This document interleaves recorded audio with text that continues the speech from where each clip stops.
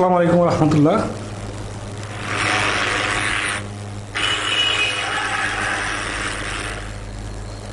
আজকে ক্লাসে সবকিছু ঠিকঠাক আছে তো না?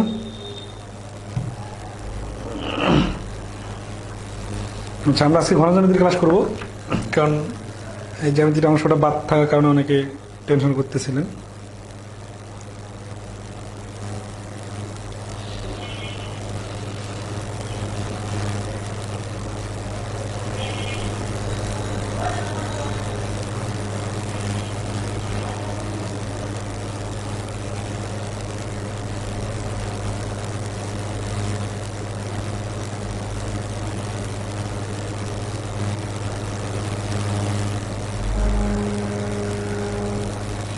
আমরা শুরু করতে পারি না? সাউন্ড ক্লিয়ার আছে? সবকিছু ঠিক আছে তো না?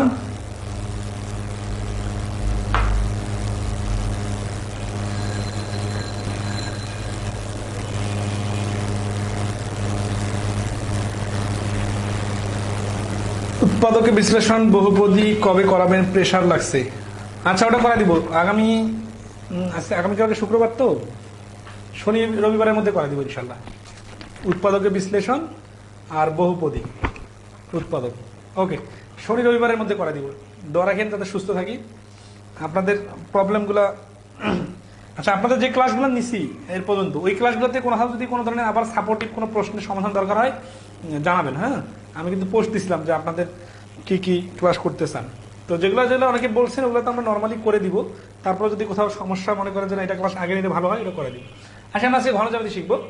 তো ঘন জ্যামিতি বিষয়টা কিরকম? আমরা জ্যামিতিতে দেখছিলাম যে 2 ডাইমেনশন বা 1 ডাইমেনশন বিষয়গুলো পড়ছিলাম, যেমন হচ্ছে দৈর্ঘ্য এবং প্রস্থ রিলেটেড।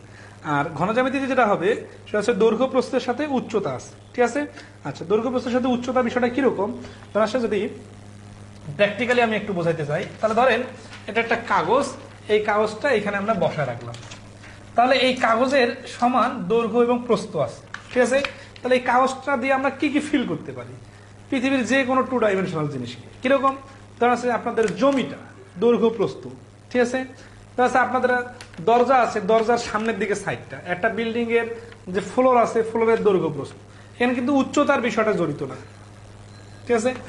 স্প্যানিশ ফ্লুস প্রবাবিলিটির ক্লাসটা আগামীকালকে দিব। আগামীকালকে শুক্রবার আছে তো, ওইটা আসলে হচ্ছে কি আবার একটু ক্লাসটা নিয়ে দিতে হবে, কারণ মাঝখানে একটু সমস্যা ছিল ক্লাসটাতে, ওইটা আপলোড দিতে গেলে একটু ডিসক্রেডিট হচ্ছে, এই কারণে আপলোড দিই নাই। আর ওই দিন আমি ক্লাসটা ঠিক মতো দিতে পারি নাই, যে কারণে ক্লাসটা দিলে বোঝা যাবে না। আর অল্প সামান্য সময় ক্লাস নিয়েছিলাম, যারা ক্লাস করার নাই তারা মনে করতেছেন অনেক কিছু হয়ে গেছে, আসলে অনেক কিছু হয় নাই, ঠিক আছে? আসি তাহলে এই 3 ডাইমেনশনটার মধ্যে দেখবো বেসিক জিনিসটা হচ্ছে, আমরা এই যে দেখেন একটা বক্স আছে, এই বক্সটাতে আয়তন কত, বা এই বক্সটাতে কতটুকু পানি ধরবে, বা বক্সের ভিতরে কি রকম মাপের মগ রাখা যাবে, এটা একটা মগের বক্স, ঠিক আছে? এই জিনিসগুলো আমরা আর কি দেখা দিব, ঠিক আছে? জান্নাতুল ফেরদৌস এক্সাম নিলে এক্সাম দিতে চায় না, সলভ ক্লাস নিলে হয়তো করতে পারেন আপনাদের প্রবলেম থাকলে। হ্যাঁ, আচ্ছা, আসি তাহলে আমরা আজকে এই বক্সটা সম্বন্ধে শুনবো। তাহলে আমরা আজকে দেখবো ঘন জ্যামিতি। ঘন জ্যামিতি হচ্ছে কি যে ত্রিমাত্রিক জ্যামিতিক আলোচনা, যেটা এইখানে দৈর্ঘ্য প্রস্থের সাথে উচ্চতা থাকবে। আচ্ছা, বিষয়টা কিরকম দেখেন, এই যে আমি যে একটা কাগজ এখানে রাখি, তাহলে এটা হচ্ছে শুধু দৈর্ঘ্য প্রস্থ থাকবে। এখানে যদি শত শত কাগজ রাখি, তাহলে এটা উচ্চা হতে থাকবে, উচ্চা হতে থাকলে একটা উচ্চতা তৈরি হবে, তখন হচ্ছে কি যে একটা বই হয়ে যাবে। তো এই যে বইটাকে যখন আমরা একটা জায়গায় রাখবো, তখন দৈর্ঘ্য প্রস্থ উচ্চতার বিষয়টা আসবে। তাহলে আমরা দেখতেছি যে দৈর্ঘ্য প্রস্থের সাথে যখন উচ্চতার বিষয়টা আসবে, তখন ঘন জ্যামিতির বিষয়টা আসবে। আর দৈর্ঘ্য প্রস্থ উচ্চতা যদি সমান হয়, ধরা যাচ্ছে যে এইটা দৈর্ঘ্য প্রস্থ উচ্চতা সমান, তাহলে এটা হচ্ছে একটা ঘন, ঠিক আছে? আচ্ছা, আর আসি দৈর্ঘ্য প্রস্থ উচ্চতা যদি সমান না হয়, এরকম অসমান হয়, তাহলে এটা হয়ে যাবে ঘন বস্তু। তাহলে ঘনক বা কিউব, আর এটা হচ্ছে ঘন বস্তু বা কিউবয়েড, ঠিক আছে? তো বেসিক বিষয়গুলো একটু ভেঙে ভেঙে বোঝাই দিব, অনেকের সমস্যা আছে এটাতে, এই জন্য দেখেন বিশেষ করে সূত্রগুলোর প্র্যাকটিক্যালটা ধরা দিব। তাহলে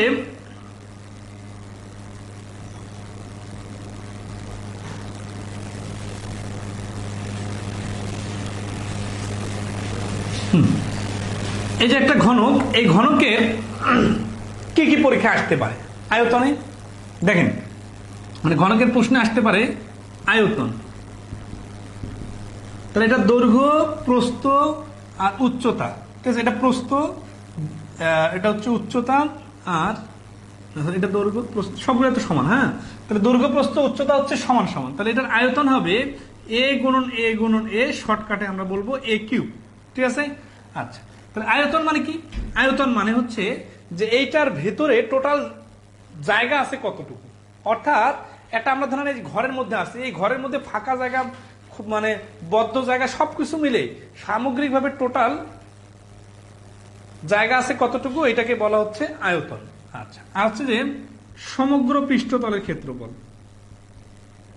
এই দুটো জিনিসই আর কি পরীক্ষা আসে।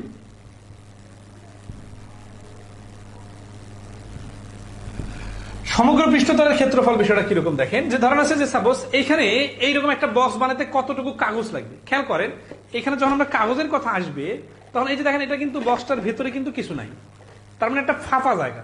তাহলে এই যে এইভাবে কাগজগুলা মুড়ায় মুড়ায় এই একটা বক্স বানানো হয়েছে, তাহলে এখানে কতটুকু কাগজ হলে এরকম একটা বক্স বানানো যাবে, এই কাগজের পরিমাণটা হচ্ছে আমাদের সমগ্র পৃষ্ঠতলের ক্ষেত্রফল। বিষয় যদি আমরা প্র্যাকটিক্যালি ফিল করি তাহলে দেখেন যে এই কাগজটাকে আমি এইভাবে এভাবে ভাঁজ করে করে একটা বক্স বানায় ফেলবো, তাহলে এই কাগজটা কতটুকু, তাহলে এই কাগজটার হিসাব যখন করতেছি তখন তো আর এখানে দৈর্ঘ্য প্রস্থ উচ্চতার বিষয় নাই, এখানে তো শুধু দৈর্ঘ্য আর প্রস্থের বিষয়, তার মানে এটা তো দ্বিমাত্রিক, 2 ডাইমেনশন। ঠিক আছে? তখন কিন্তু আর উচ্চতার বিষয় আসবে না, কারণ আমি যদি এই কাগজটাকে এই সাইডগুলো কেটে কেটে সবগুলোকে ফালায় রাখি তাহলে ওটা কিন্তু আর 3 ডাইমেনশন থাকবে না, 2 ডাইমেনশন। তাহলে এই জন্য আচ্ছা, এইটা এ কিউবিক, এটা হচ্ছে ঘন একক, আর এখানে ক্ষেত্রফল হচ্ছে 6a² বর্গ একক। খেয়াল করেন, এখানে কিন্তু আসতেছে কিউব আর এখানে কিন্তু বর্গ স্কোয়ার। ঠিক আছে? এটা কিন্তু বর্গ একক, মানে 2 ডাইমেনশন, এই জন্য বর্গ একক। আচ্ছা, এখন আসি এটার প্র্যাকটিক্যালটা কিরকম সেটা দেখবো। ধরেন আছে যে এই যে একটা দেখেন, একটা ঘনকে কি কি থাকে, একটু বেসিক জিনিসগুলো দেখা দিই। আপনাদের যে পিডিএফ দিচ্ছি, পিডিএফটা কি সবাই পাইছেন? পিডিএফ এ কিন্তু অনেক কিছু সুন্দরভাবে দেওয়া আছে। একটা ঘনবস্তুতে বা ধরেন ঘনকে কি কি থাকে, ঘনকে হচ্ছে যে 6টা পার্শ্ব থাকে। দেখেন 6টা পার্শ্ব বা তল, 1টা 2টা 3টা, মানে ছক্কার মতো করে ভাবেন যে 6টা তল আছে। আচ্ছা, এখন আসি 6টা তল, এদের প্রত্যেকটাতে মোট 8টি কৌণিক বিন্দু থাকে। ঠিক আছে? আচ্ছা, এর পাশে যে এদের ধার ধার বা বাহু আছে। ঠিক আছে? এস, ধার বা বাহু। একটা ঘনকে বাহু হচ্ছে কয়টা, খেয়াল করেন এখানে বাহু কোনগুলা, এই যে দেখেন 2টা তল মিলে যে জায়গাটায় মিলিত হয়েছে এইটাকে বলা হচ্ছে একটা ধার। তাহলে এরকম ধার আছে কয়টা, প্র্যাকটিক্যালি সবসময় আসেন যে এই পাশে আপনারা দেখতে পাচ্ছেন কয়টা, 4টা না, 1টা 2টা 3টা 4টা, হু সেম এইরকম 4টা বিপরীত পাশেও আছে, মানে এই পাশেও 4টা আছে, তাহলে 4টা 4টা হচ্ছে 8টা। আর দেখেন এই পাশে 4টা নেওয়ার কারণে এইখানকার এই সাইডটা ওই পাশে চলে গেছে, এই সাইডটা এই পাশে কাউন্ট হয়ে গেছে, তাহলে এই উপরেরটা নিচেরটা কিন্তু এখনো কাউন্ট হয় নাই, তার মানে এই পাশে 2টা এখনো বাকি আছে, তাহলে 4টা 4টা 8টা 2টা 10টা, একইভাবে বিপরীত পাশে 2টা, তার মানে হচ্ছে ধার বা বাহু হচ্ছে 12টি। ঠিক আছে? আচ্ছা, এরপরে কি আসছে,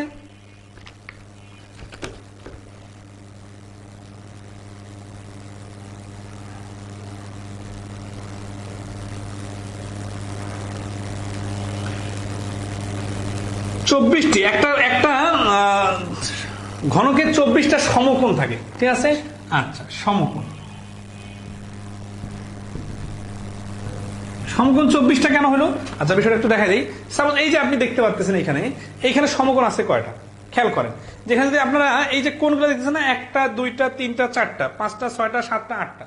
আচ্ছা, এখানে আগে দেই যে এই কোণগুলোর নাম হচ্ছে যে কৌণিক বিন্দু, 8টি, অর্থাৎ কয়েকটা তল মিলে, 3টা করে তল মিলে এই জায়গাতে মিলিত হয়েছে, এটা একটা কৌণিক বিন্দু। তাহলে এই যে এটা একটা কৌণিক বিন্দু, তাহলে একইভাবে এই পাশে 4টা কৌণিক বিন্দু আর এই বিপরীত পাশে 4টা কৌণিক বিন্দু, 4টা 4টা হচ্ছে 8টা কৌণিক বিন্দু। ঠিক আছে?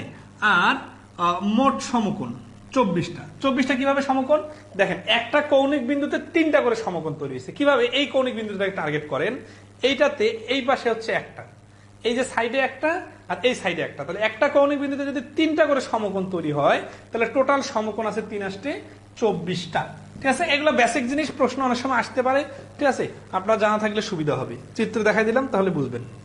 মানে চিত্র থেকে এই প্র্যাকটিক্যালি বক্সে বোঝাটা বেশি সহজ। ঠিক আছে? কারণ চিত্র আর্ট করা একটু ডিফিকাল্ট, তো 3 ডাইমেনশনের চিত্র। তো এখন আসি যে এখানে আমরা দেখলাম যে এইটা যদি এ হয়, এই পাশে যদি এ হয়, আর সাইড উচ্চতা দৈর্ঘ্য প্রস্থ যদি এ করে হয় তাহলে এ কিউব, আর যদি একটা পৃষ্ঠতলের ক্ষেত্রফল, মানে আমি যদি এই কাগজটা কেটে আপনার হাতে ধরাই দিই তাহলে এটার ক্ষেত্রফল কত হবে?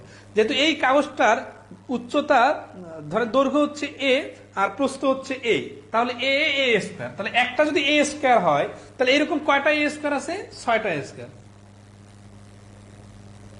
ভাই এখন এত গভীরে করার সময় নাই, বিসিএস এ কোন পর্যন্ত লাগবে একটু বলে দিয়ে। হ্যাঁ, বিসিএস এ জাস্ট বেসিক। আসলে বিষয় হচ্ছে কি, অনেকে বলতেছিলেন যে দ্রুত শেষ করে দিতে, আবার অনেকে বলতেছেন এটা একটু বেশি করে ভালো করে পড়া দিতে, এই জন্য এতগুলো কথা বলতেছি। সমস্যা নেই, প্রথমের কথাগুলো বলে আমরা পরে শুধু প্রশ্ন সমাধান করবো, ঠিক আছে? তাহলে এটা 6টা এ স্কয়ার আছে, এই কারণে 6 এ স্কয়ার। এই দুটো ডিফারেন্সটা বুঝলে অটোমেটিক্যালি অর্ধেক অঙ্ক হয়ে যাবে, ঠিক আছে? আচ্ছা, নেক্সট আসি। এখন এটা যদি ঘনক না হয়ে অসমান হয়, মানে ওটা দৈর্ঘ্য প্রস্থ উচ্চতা সমান ছিল, কিন্তু এই যে রাস্তাটা দেখেন তো, দৈর্ঘ্য প্রস্থ উচ্চতা কি সমান? সমান না। সমান না হলে তখন এই বাহুর দৈর্ঘ্যগুলো চেঞ্জ আসবে। কিরকম চেঞ্জ আসবে? তাহলে ঘনবস্তু হলে কিরকম পরিবর্তন দেখেন, এই যে একটু লম্বা করে দেখলাম, এটা একটা ইট বা একটা বইয়ের মতো করে চিন্তা করেন, ঠিক আছে? আচ্ছা, তাহলে ইট বা বইয়ের মতো করে হলে তখন দৈর্ঘ্যটা হবে ধরেন এ, প্রস্থটা হবে বি, আর উচ্চতাটা হচ্ছে সি। তাহলে এ বি সি, তাহলে এখানে তো দেখা যাচ্ছে এ গুণন বি গুণন সি, আর এখানে সমগ্র পৃষ্ঠতলের ক্ষেত্রফলটা কিরকম হবে? √A square plus B square plus C square. কেন এরকম হচ্ছে আমরা প্র্যাকটিক্যালি দেখব। সরি, এটা তো কর্ণ, 2 into A B plus BC plus C. আচ্ছা, আর কর্ণ, আগেরবার কর্ণটা বললেই, কর্ণার সম্বন্ধে আসতেছে একটু পরে। তাহলে সমগ্র পৃষ্ঠতলের ক্ষেত্রফল হচ্ছে 2 into A B plus BC plus C. কেন? কারণ খেয়াল করেন যে আমি যদি এই যে এইটা নেই, ধরেন একটা ইটের মতো বস্তু, এইটার ধরেন এই যে বড় পার্শ্বটা, এটার দৈর্ঘ্য প্রস্থ গুণ করলে এটা ক্ষেত্রফল আসবে, তার মানে হচ্ছে এটার ক্ষেত্রফল হচ্ছে এ বি। তাহলে এইরকম একটা পার্শ্ব হুবহু বিপরীত পাশে আছে, ঠিক আছে? তাহলে ওইটাও এবি, তাহলে এবি আর এবি যোগ করলাম। একইভাবে এবার এই পার্শ্বটা নাই, এটা হচ্ছে কি, এটা হচ্ছে প্রস্থের পাশ, তাহলে প্রস্থটা হচ্ছে বি আর এইটার উচ্চতা হচ্ছে সি। তার মানে এই কাগজটা যদি কেটে আপনার হাতে ধরায় দেই, ওই কাগজটার দৈর্ঘ্য প্রস্থ কি হবে? এই বক্সটার যেটা প্রস্থ সেটা হচ্ছে এই ছোট কাগজটার দৈর্ঘ্য, আর এই বক্সটার যেটা উচ্চতা সেটা হচ্ছে এই ছোট কেটে নেওয়া কাগজটার প্রস্থ। তাহলে এটা হচ্ছে বিসি, আর এই যে সামনের দিকে যে বিসি আছে হুবহু একই রকম একটা বিসি এই পাশেও আছে, তাহলে 2টা বিসি। একইভাবে যদি আমরা এই যে আরো ছোট পাশেটাতে নিই, ঠিক আছে, এই পাশে হবে সিএ, তাহলে তো এরকম 2টা আছে, তাহলে সিএ হচ্ছে 2টা। তাহলে এগুলোকে সবগুলোকে যোগ করলে একসাথে বলা যায় 2ab 2bc 2ca, 2 কমন নিলে 2ab plus BC plus CA. এইটা সূত্র মনে রাখার থেকে প্র্যাকটিক্যাল মনে রাখতে হবে যে ঘনবস্তুর বেলা এই 6 পাশে যে কাগজগুলো লাগবে সেই কাগজগুলোর ক্ষেত্রফলই হচ্ছে সমগ্র পৃষ্ঠতলের ক্ষেত্রফল। আচ্ছা, এবার আসি। তো এখন এই ঘনবস্তুটার আমরা একটা কর্ণ বাড়ি করব, ঠিক আছে? আচ্ছা, কর্ণ কিভাবে বাড়ি করে সেটা দেখবো। কর্ণ বাড়ি করতে গেলে যে জিনিসটা খুব ইম্পর্টেন্ট সেটা হচ্ছে এখানে কর্ণ কিভাবে হয়। দেখেন, আমরা যদি এইখান থেকে এইখানে একটা টান দিই তাহলে এই যে কর্ণ হবে উপরের দিকে, এই কর্ণটা হচ্ছে দৈর্ঘ্য এবং প্রস্থ বরাবর যে তলটা আছে সেই তলের কর্ণ। এটা কিন্তু পুরো ঘনবস্তুটার কর্ণ না, ঠিক আছে? আবার আসি, এই যে আমরা ঘনকটা আট করছিলাম না, এই ঘনকটার যদি আমি এই পাশে একটা কোণাকুণি দাগ দেই, এটা হচ্ছে একটা বর্গের যেমন কর্ণ সেরকম কর্ণ। কিরকম? ধরেন আছে একটা বর্গ, হ্যাঁ, সিরিয়াসলি খেয়াল করেন, এই বর্গটার যে নিচের তলটা আছে এই তলটা যদি আমরা এই পাশে একটা টান দেই তাহলে হচ্ছে কি নিচে একটা কর্ণ আট করলাম। এটা কিন্তু বর্গের নিচের তলটা তো একটা বর্গাকার তল, এই তলটার কর্ণ কি হবে? √2a। তার মানে এই যে এইটা কর্ণ হচ্ছে √2a। কিন্তু যখন বলবে ঘনকের কর্ণ তখন কর্ণটা দেখতে কেমন হবে খেয়াল করেন, একটু প্র্যাকটিক্যালি বোঝাই। ধরেন আছে যে এইখানে এই বক্সটার ভেতরে আমি একটা কলম ঢুকাই, তাহলে কলমটা ধরেন আছে কি হচ্ছে, এই কলমটা একটা তলের সাথে যদি এইভাবে ঢুকে থাকে, এইভাবে লেগে থাকে, তাহলে এই যে দেখতেছেন এটা কিন্তু একটা নিচের বর্গটার কর্ণ বাড়িছে। কিন্তু যদি আমরা বলি যে এই ঘনকের কর্ণ কি, তখন কিন্তু বিষয়টা এরকম হবে। দেখেন এখানে কিন্তু আরো বড় কলম রাখা যাবে। এই যে ওই পাশের কোণাটা থেকে, মানে এক পাশের এই কোণা থেকে শুরু করে এই যে ভেতরের দিকে যদি যায়, তার মানে বিষয়টাকে এখানে আপনারা দেখতে চান, এই যে এক পাশের থেকে আরেক পাশের বাইরে, এই যে এই জিনিসটা, এইটা হচ্ছে এই ঘনকটার কর্ণ। তাহলে এই ঘনকটার কর্ণ আট করতে গেলে কি করতে হবে? ঘনকটা যেটা কর্ণ সেটা হচ্ছে এই যে নিচের তলটার কর্ণটা হচ্ছে এই ত্রিভুজ, এটা একটা ত্রিভুজ বাইরেছে, এটা সমকোণী ত্রিভুজ। নিচের তলের যেটা কর্ণ ছিল ওইটা তো √2a আমরা আগেই জানি, কারণ বর্গের কর্ণ আমরা জানি √2a। কিন্তু এই যে ত্রিভুজটা বাইর হলো এবার, এই ত্রিভুজটার এক বাহু হচ্ছে a আর একটা বাহু হচ্ছে √2a। তাহলে এটার কর্ণটা কি হবে? এই সমকোণী ত্রিভুজের যেটা অতিভুজ সেটা হচ্ছে কর্ণ। আচ্ছা, তাহলে সমকোণী ত্রিভুজের অতিভুজটা কি হবে? √2a whole square plus a square এর উপর √। তাহলে এখানে 2a square plus a square এর উপর √, তার মানে 3a স্কয়ার এর উপর √, তার মানে √3a। ঠিক আছে, তাহলে এই কর্ণটা হচ্ছে √3a হবে। এরকম প্র্যাকটিক্যাল ইউজ আছে। প্র্যাকটিক্যাল ইউজ আছে কিরকম একটু বলি। যদি বলি যে এই বক্সের ভিতরে আমি একটা লাঠি ফেলে দিব, ঠিক আছে, ধর আছে যে এই যে রিমোটটা আছে, রিমোটটা বসাই দিব, তাহলে সর্বোচ্চ কত বড় রিমোট বা কত বড় কলম এখানে রাখা যাবে? তাহলে যে জিনিসটা হবে ওইটা হচ্ছে এই ঘনকটার কর্ণ হবে। ঠিক আছে, ওকে। তাহলে আমরা প্রশ্ন সমাধান করবো। এখন প্রশ্ন সমাধান করতে একইভাবে আমরা এটাকে ইয়াতে নিয়ে যেতে পারি। যদি আমরা ঘনবস্তুর ক্ষেত্রে নিয়ে যাই, ঘনবস্তুর কর্ণ, তাহলে ঘনবস্তুর নিচের তলটার কোণ হচ্ছে কর্ণ হচ্ছে এটা, নিচের তলের কর্ণ। তাহলে দেখেন প্রতিটা তলে কিন্তু একটা করে কর্ণ আছে, কিন্তু আমরা যদি পুরো ঘনবস্তুর কর্ণ চাই, তাহলে এই যে এক পাশের কোণা থেকে ভেতর দিক দিয়ে সর্বোচ্চ দূরত্ব বরাবর উপরের কর্ণ। তাহলে এই কর্ণটা বাইর করতে গেলে এই যে নিচের এই কর্ণটা ছিল a স্কয়ার b স্কয়ারের উপর √, আর এটা যেহেতু c স্কয়ার, তাহলে এটা পুরোটার উপর √, দিলে তাহলে ঘনবস্তুর কর্ণ সমান সমান √a square plus b square plus c square, অর্থাৎ তিনটা বাহু যোগ করলে তার উপর √, দিলে এটা ঘনবস্তুর কর্ণ বাইর হবে। আর ঘনকের কর্ণ কত? ঘনকের কর্ণ √3a। √3 এটা কিভাবে আসলো এটা তো দেখাই দিলাম। এখন জাস্ট এই জিনিসটা এত কথা বললাম, আপনারা ডাইরেক্ট মুখস্থ রাখলেই পারেন, কিন্তু এটা বুঝাই দিলে খেয়াল থাকবে বেশি, বা কর্ণটা দ্বারা আসলে প্র্যাকটিক্যালি কি বোঝায় এটা মনে থাকবে। ওকে, তাহলে এখন আমরা এটার প্রশ্ন সমাধান করব, তাহলে হয়ে যাবে। দেখেন 1 নম্বর প্রশ্ন দেখেন, একটি ঘনকের প্রতিটি ধার 3 সেন্টিমিটার হলে ঘনকের কর্ণের দৈর্ঘ্য কত হবে? তো এগুলো প্রশ্ন তো খুব ইজিলি পারা যাবে যদি সূত্র জানা থাকে। সূত্র জানা না থাকলে কিন্তু সমস্যা হবে।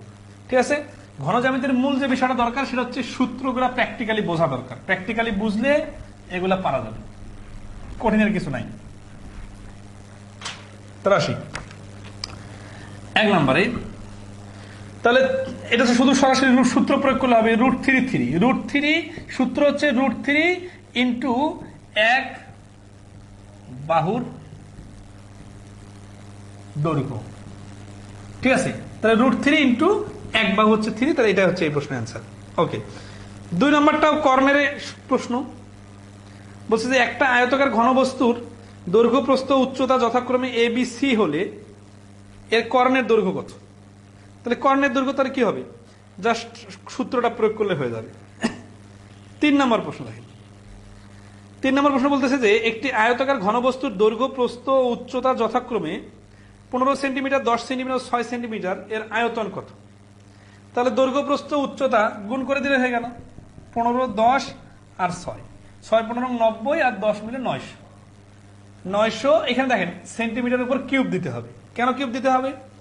কারণ এখানে আয়তন বাইর হচ্ছে, আয়তন মানে হচ্ছে ঘন।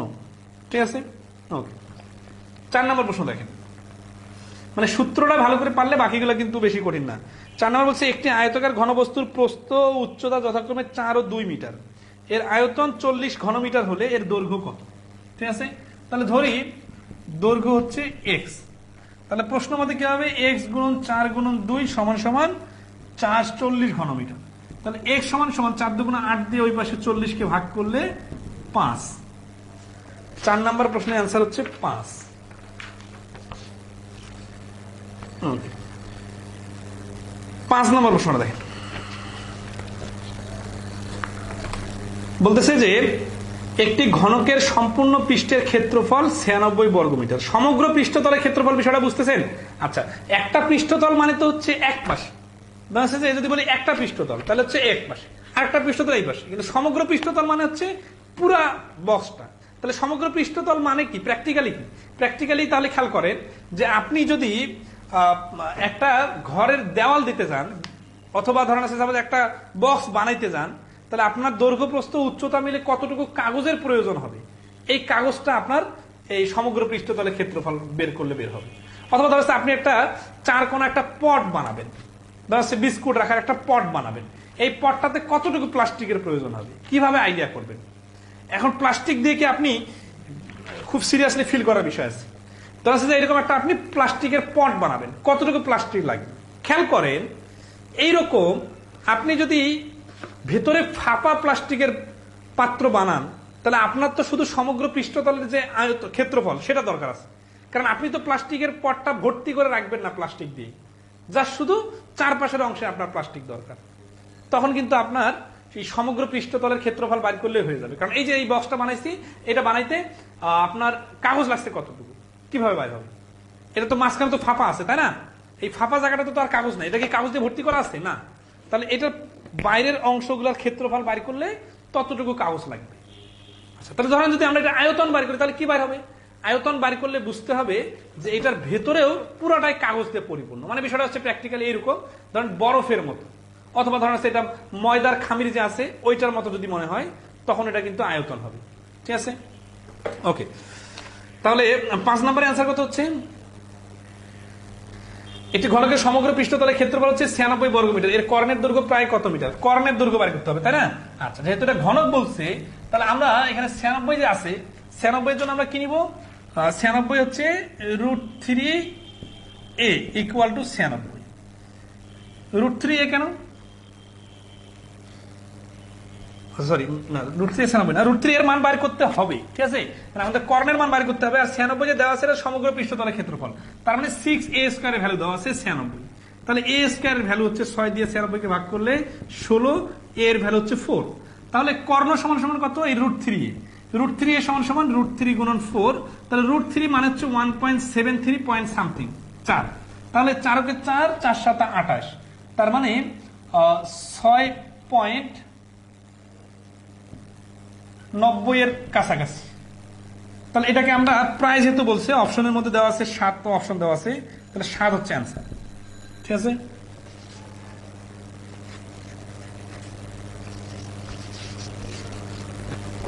তাহলে এই প্রশ্নের অ্যান্সার হচ্ছে খ গ দুটাতে দেওয়া আছে, একটা ফ্র্যাকশন ছিল তো, যাই হোক এটা অ্যান্সার হচ্ছে 7। তাহলে একইভাবে 6 নম্বর প্রশ্নটা একই, ঘনকের কর্ণ দেওয়া আছে, কর্ণ থেকে নিয়ে আসতে হবে। 7, 8, 9 এগুলো সব একই রকম প্রশ্ন। 11 নম্বর প্রশ্নটা দেখবো। এই প্রশ্নটা অনেকগুলো পরীক্ষায় হুবহু আসছে, কয়েকদিন আগে একটা পরীক্ষা হয়েছে ওইখানেও আসছে। ঠিক আছে, 11 নম্বর প্রশ্নটা দেখেন, খুবই ইন্টারেস্টিং একটা প্রশ্ন।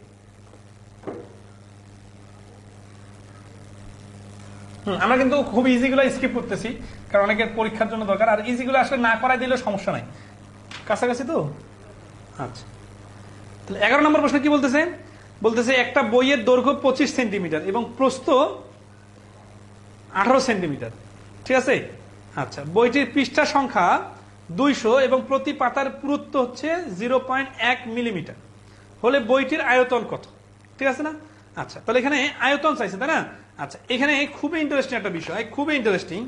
বইয়ের ব্যাপারটা একটু প্র্যাকটিক্যালি বোঝাই। এই যে একটা বই, এই বইয়ের এই বইয়ের টোটাল পৃষ্ঠা আছে 464টা।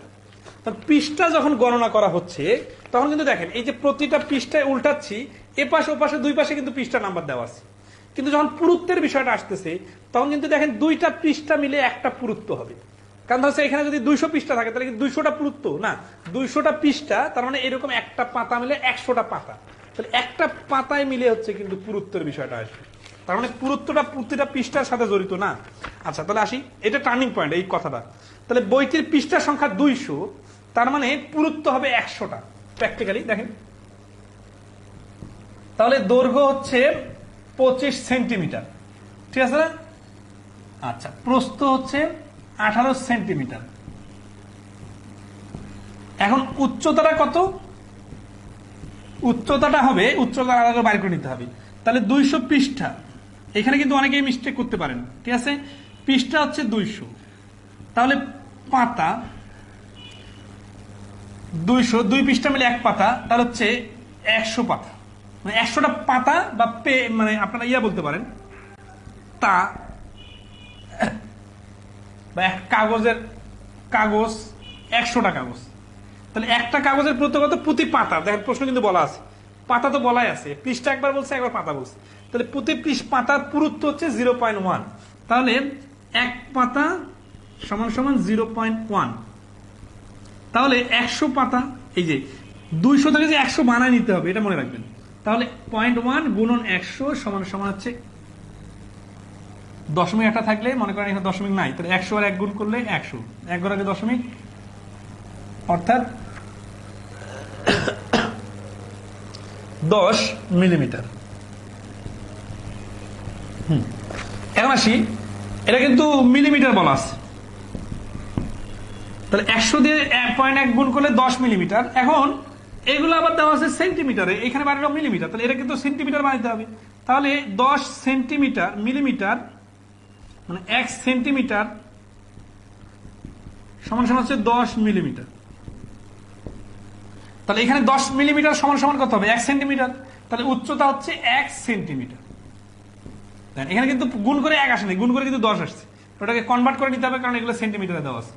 তাহলে আয়তন সমান সমান 25 গুণন 18 গুণন 1, তাহলে 18 5 18 90 শূন্য হাতে করে 9, 18 গুণ 36 আর 9 45, 450 ঘন ঘন সেন্টিমিটার। তাহলে এই প্রশ্নের অ্যান্সার হচ্ছে 450 ঘন সেন্টিমিটার। ঠিক আছে, ওকে। সবাইকে ক্লিয়ারলি ধরতে পারছেন নাকি কঠিন লাগতেছে বলেন? 12 নম্বর প্রশ্ন দেখেন, একটি ঘনকের কর্ণের দৈর্ঘ্য 4√3 সেন্টিমিটার হলে উহার ক্ষেত্রফল কত? আচ্ছা, তাহলে এখানে খেয়াল করেন যে এই প্রশ্নটা কিন্তু অনেক অ্যাঙ্গেল থেকে বলা যায়। কিরকম বলা যায়? ঘনকের কর্ণ বলছে না, ধরেন সেই যে এটা তো ঘনক, তাই না? আচ্ছা, এখন ধরেন আছে যে আমি এর মধ্যে একটা কাঠি রাখলাম বা কলম রাখলাম, বলছে এর মধ্যে একটা কলম বা কাঠি বা ডাস্টার যেটা বলেন এটা রাখলাম। তো এই যে দেখেন কলমটা কিন্তু এইরকম হয়ে থাকবে, ডাস্টারটা একটু খুব প্র্যাকটিক্যালি দেখেন যে এইরকম হয়ে থাকবে, মানে একটা কোণা এই পাশে উপরে আর একটা কোণা নিচে। তো বলছে সর্বোচ্চ কত দৈর্ঘ্যের কলম রাখা যাবে, অথবা একটা কলম রাখলাম সর্বোচ্চ বড় কলম, এই কলমটাকে বাড়ি করলাম, বললাম যে এই কলমটার দৈর্ঘ্য হচ্ছে বা এই ডাস্টারটার দৈর্ঘ্য হচ্ছে 4√3 সেন্টিমিটার। 4√3 সেন্টিমিটার মানে হচ্ছে এটা ঘনকের কর্ণ। এখন উত্তর কি চাইছেন? উত্তর বলছে উহার ক্ষেত্রফল কত।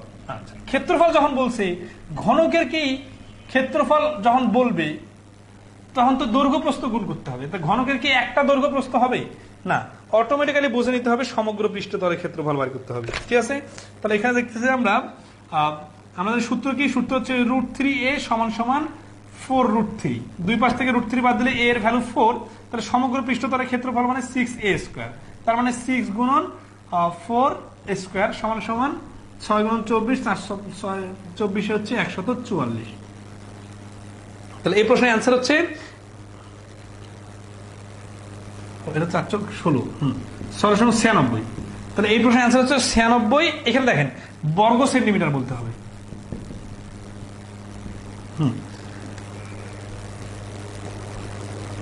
13 নম্বর প্রশ্ন দেখেন, নিউ মোবাইল আজ দেখছি, হ্যাঁ নিউ মোবাইল। ইমরুল কাজ ভাই, তাহলে তো আমাদের তো মিষ্টি খাওয়া দরকার, আপনি আজকে নতুন মোবাইলে ক্লাস দেখতে পারতেছেন।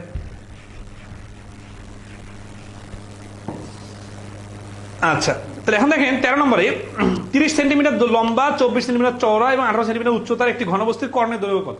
এটা কোনো জটিলতা নাই, সরাসরি √a square b square c square, a square b square plus c square, এগুলো বর্গ করে নেবেন হয়ে যাবে। ঠিক আছে, 18 স্কয়ার 900, 576 হচ্ছে 324।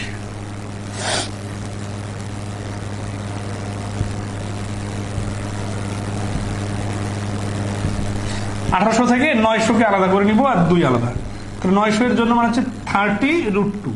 ঠিক আছে, তাহলে এখানে কর্ণের দৈর্ঘ্য হচ্ছে 30√2। এই দেখেন কর্ণ কিন্তু আবার 1 ডাইমেনশন, তার মানে এখানে কিন্তু বর্গ সেমি ঘন সেমি বলা যাবে না, এত সেন্টিমিটার বলতে হবে। ঠিক আছে, ওকে। হ্যাঁ, এরকম আরো কিছু প্রশ্ন কাছাকাছি আছে, এগুলো আপনারা করে নেবেন। 15 নম্বরটা দেখেন, এগুলো প্রশ্ন কিন্তু বিভিন্ন পরীক্ষায় আসে বারবার। একটা ঘনকের 6টি পৃষ্ঠতলে ক্ষেত্রফল 216 বর্গ সেন্টিমিটার হলে ঘনকটির আয়তন কত? পারবেন। 16 নম্বর প্রশ্নটা ইন্টারেস্টিং একটা প্রশ্ন। 16 নম্বরটা দেখেন,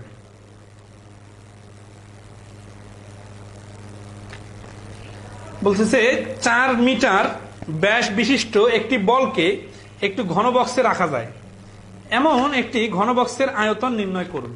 ঠিক আছে, আচ্ছা।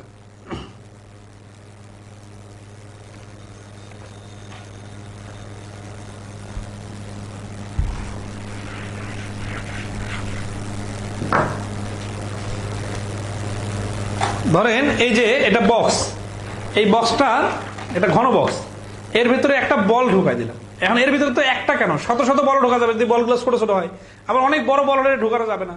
তাহলে এই বক্সের ভিতরে বল মানে হচ্ছে এমন একটা বল যেটার 4-5টা এটার ভিতরে ঢোকানো যাবে। বিষয়টা হচ্ছে আমার মেয়ের আর কি বল দিয়ে দেখা দিই। এই ধরনের যে এটা বল, এই বলটা যদি ছোট হইতো তাহলে এই বলটা কিন্তু এই বক্সের ভিতরে ঢুকে যায়। তাহলে বক্সের ভিতরে ঢুকে গেলে একটা বলের 4 পাশে লেগে থাকতে হবে। ঠিক আছে, এই 4 পাশে লেগে থাকলে তখন কি হবে? তখন যে জিনিসটা হবে সেটা দেখেন,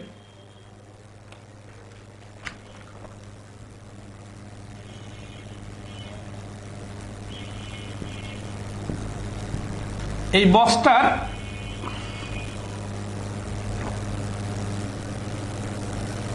মানে বিষয়টা এত জটিল করে না আট করা একটু কঠিন। এটা মনে করেন একটা সামনের দিকের পার্শ্ব থেকে আমরা দেখতেছি, পিছনের দিকের পার্শ্ব কি আছে জানি না। এরকম হচ্ছে বলটার কি বক্সের 4 পাশে লেগে থাকবে। তো এখন কি বলতেছে যে 4 মিটার ব্যাস বিশিষ্ট বল, তাহলে বলটার ব্যাস যদি 4 হয় তাহলে বুঝতে হবে যে এইটার বর্গটার এই ঘনকটার এক বাহু হচ্ছে 4। তাহলে ঘনকটার এক বাহু 4, এতটুকু বুঝলেই হয়ে যাবে যে ঘনবক্সের আয়তন কত। তাহলে ঘনবক্সের এক বাহুটাই হচ্ছে বলটার ব্যাস, কারণ বলটার ব্যাস যা ততটুকুই তো বক্সটা ধরে রাখছে, তাই না? আচ্ছা, তাহলে এখানে আমরা 4 কিউব সমান সমান হচ্ছে 64, এটা হচ্ছে অ্যান্সার। কারণ কি? কারণ ঘন বক্সের এক বাহু যদি 4 হয় তাহলে আয়তন হবে 4 কিউব। ওকে, নেক্সট আসি।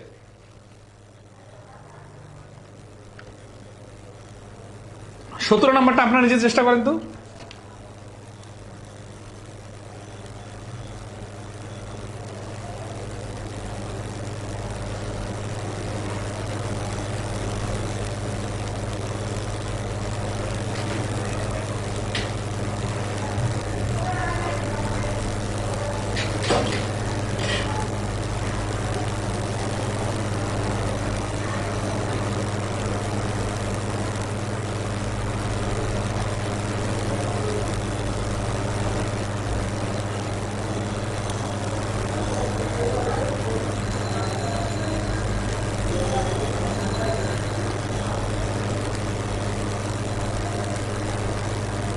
এর অ্যান্সার কত বলেন?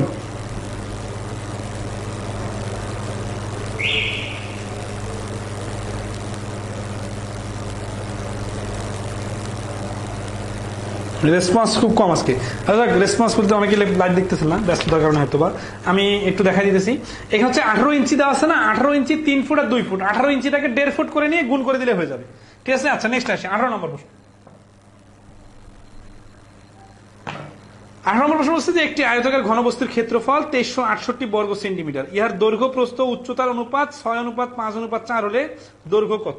ঠিক আছে, আচ্ছা তাহলে এখানে 6:5:4 আছে না, তাহলে আমরা 6x 5x আর 4x ধরে নিব। তাহলে এগুলো কি? এগুলো হচ্ছে দৈর্ঘ্য প্রস্থ উচ্চতার অনুপাত, আর ক্ষেত্রফল দেওয়া আছে কত? 2368 বর্গ সেন্টিমিটার। তাহলে ক্ষেত্রফল যেহেতু দেওয়া আছে, তাহলে দেখেন এইটা যদি আমরা এ বি সি আকারে চিন্তা করি, তার মানে এই দুটো একবার গুণ, এই দুটো একবার গুণ, আর প্রথমটা শেষটা একবার গুণ। ঠিক আছে, ওই যে 2ab plus BC plus C হিসাবে। তাহলে প্রশ্ন মতে 26x প্লাস ইন্টু 5x, এই যেটা গুণ করে তারপরে প্লাস প্লাস কি এই দুটার গুণ 5x plus 5x into 4x, তারপরে প্রথমটার শেষটার গুণ 6x ইন্টু 4x, তারপরে সেকেন্ড ব্র্যাকেট ক্লোজ। এই যে হচ্ছে 5 6 30x 20x আর 24, 30 আর 20 50 আর 24 74, 74x ইন্টু 2। এইটার প্রশ্ন মতে লাইন দেওয়া আছে কত? 2368। তাহলে এই 2 ইন্টু 74x ইকুয়াল টু 2368। তাহলে x ইকুয়াল টু 74 দুগুণ হচ্ছে 148, উপরে হচ্ছে 2368। তাহলে এখান থেকে যদি কাটাকাটি করে নেন এক্স এর ভ্যালুটা আসবে 4, সরি এটা তো হ্যাঁ এখানে প্রতিটার সঙ্গে তো এক্স স্কোয়ার হবে, এখানে যেহেতু দুটার সাথে এস আছে তাহলে এক্স স্কোয়ার হবে, হ্যাঁ 30 x square, 20 x square, 24 x square, তাহলে এক্স স্কোয়ার এর ভ্যালু হবে 16 আর এক্স এর ভ্যালু হবে 4। তো এক্স এর ভ্যালু যদি 4 হয় তাহলে অ্যান্সার কি চাইছে, অ্যান্সার চাইছে দৈর্ঘ্য কত। তাহলে দৈর্ঘ্য যেহেতু এই 6x, তাহলে দৈর্ঘ্যটা হচ্ছে দৈর্ঘ্য সমান সমান 6 × 4 24, তাহলে 24 সেন্টিমিটার হচ্ছে এই প্রশ্নের অ্যান্সার, 18 নম্বর প্রশ্ন।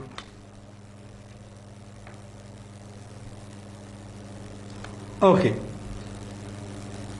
নেক্সট আসি 19 নম্বর প্রশ্ন।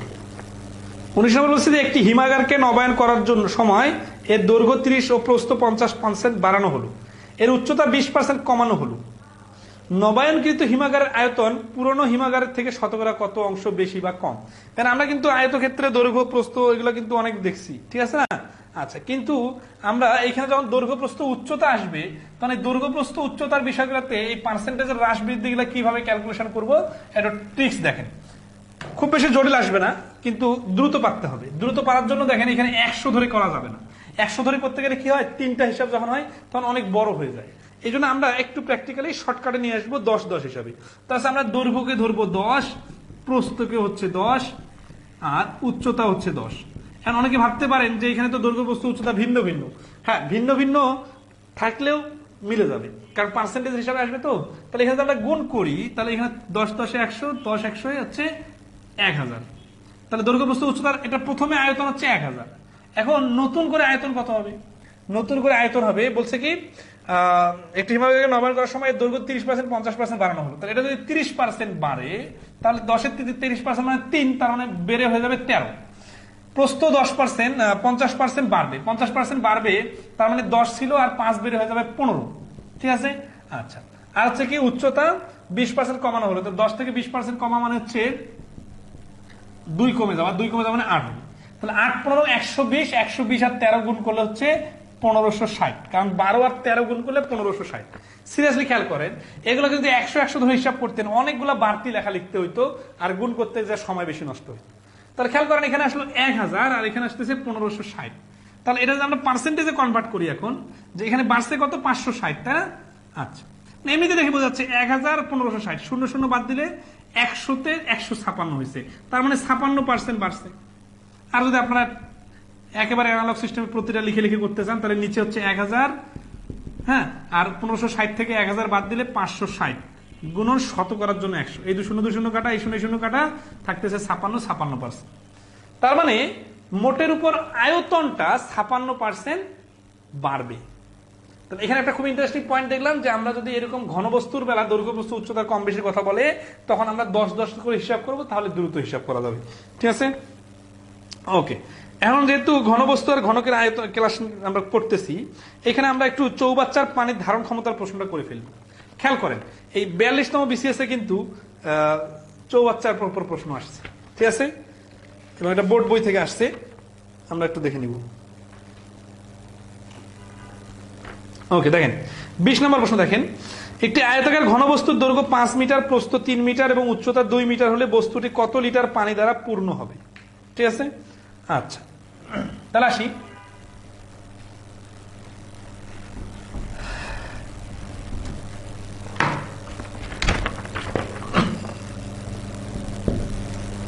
একটি আয়তাকার ঘনবস্তুর দৈর্ঘ্য 5 মিটার, প্রস্থ 3 মিটার ও উচ্চতা 2 মিটার হলে বস্তুটি কত লিটার পানি দ্বারা পূর্ণ হবে, কত লিটার পানি দ্বারা পূর্ণ হবে, অর্থাৎ পানির পরিমাণ চাইছে, তাই না।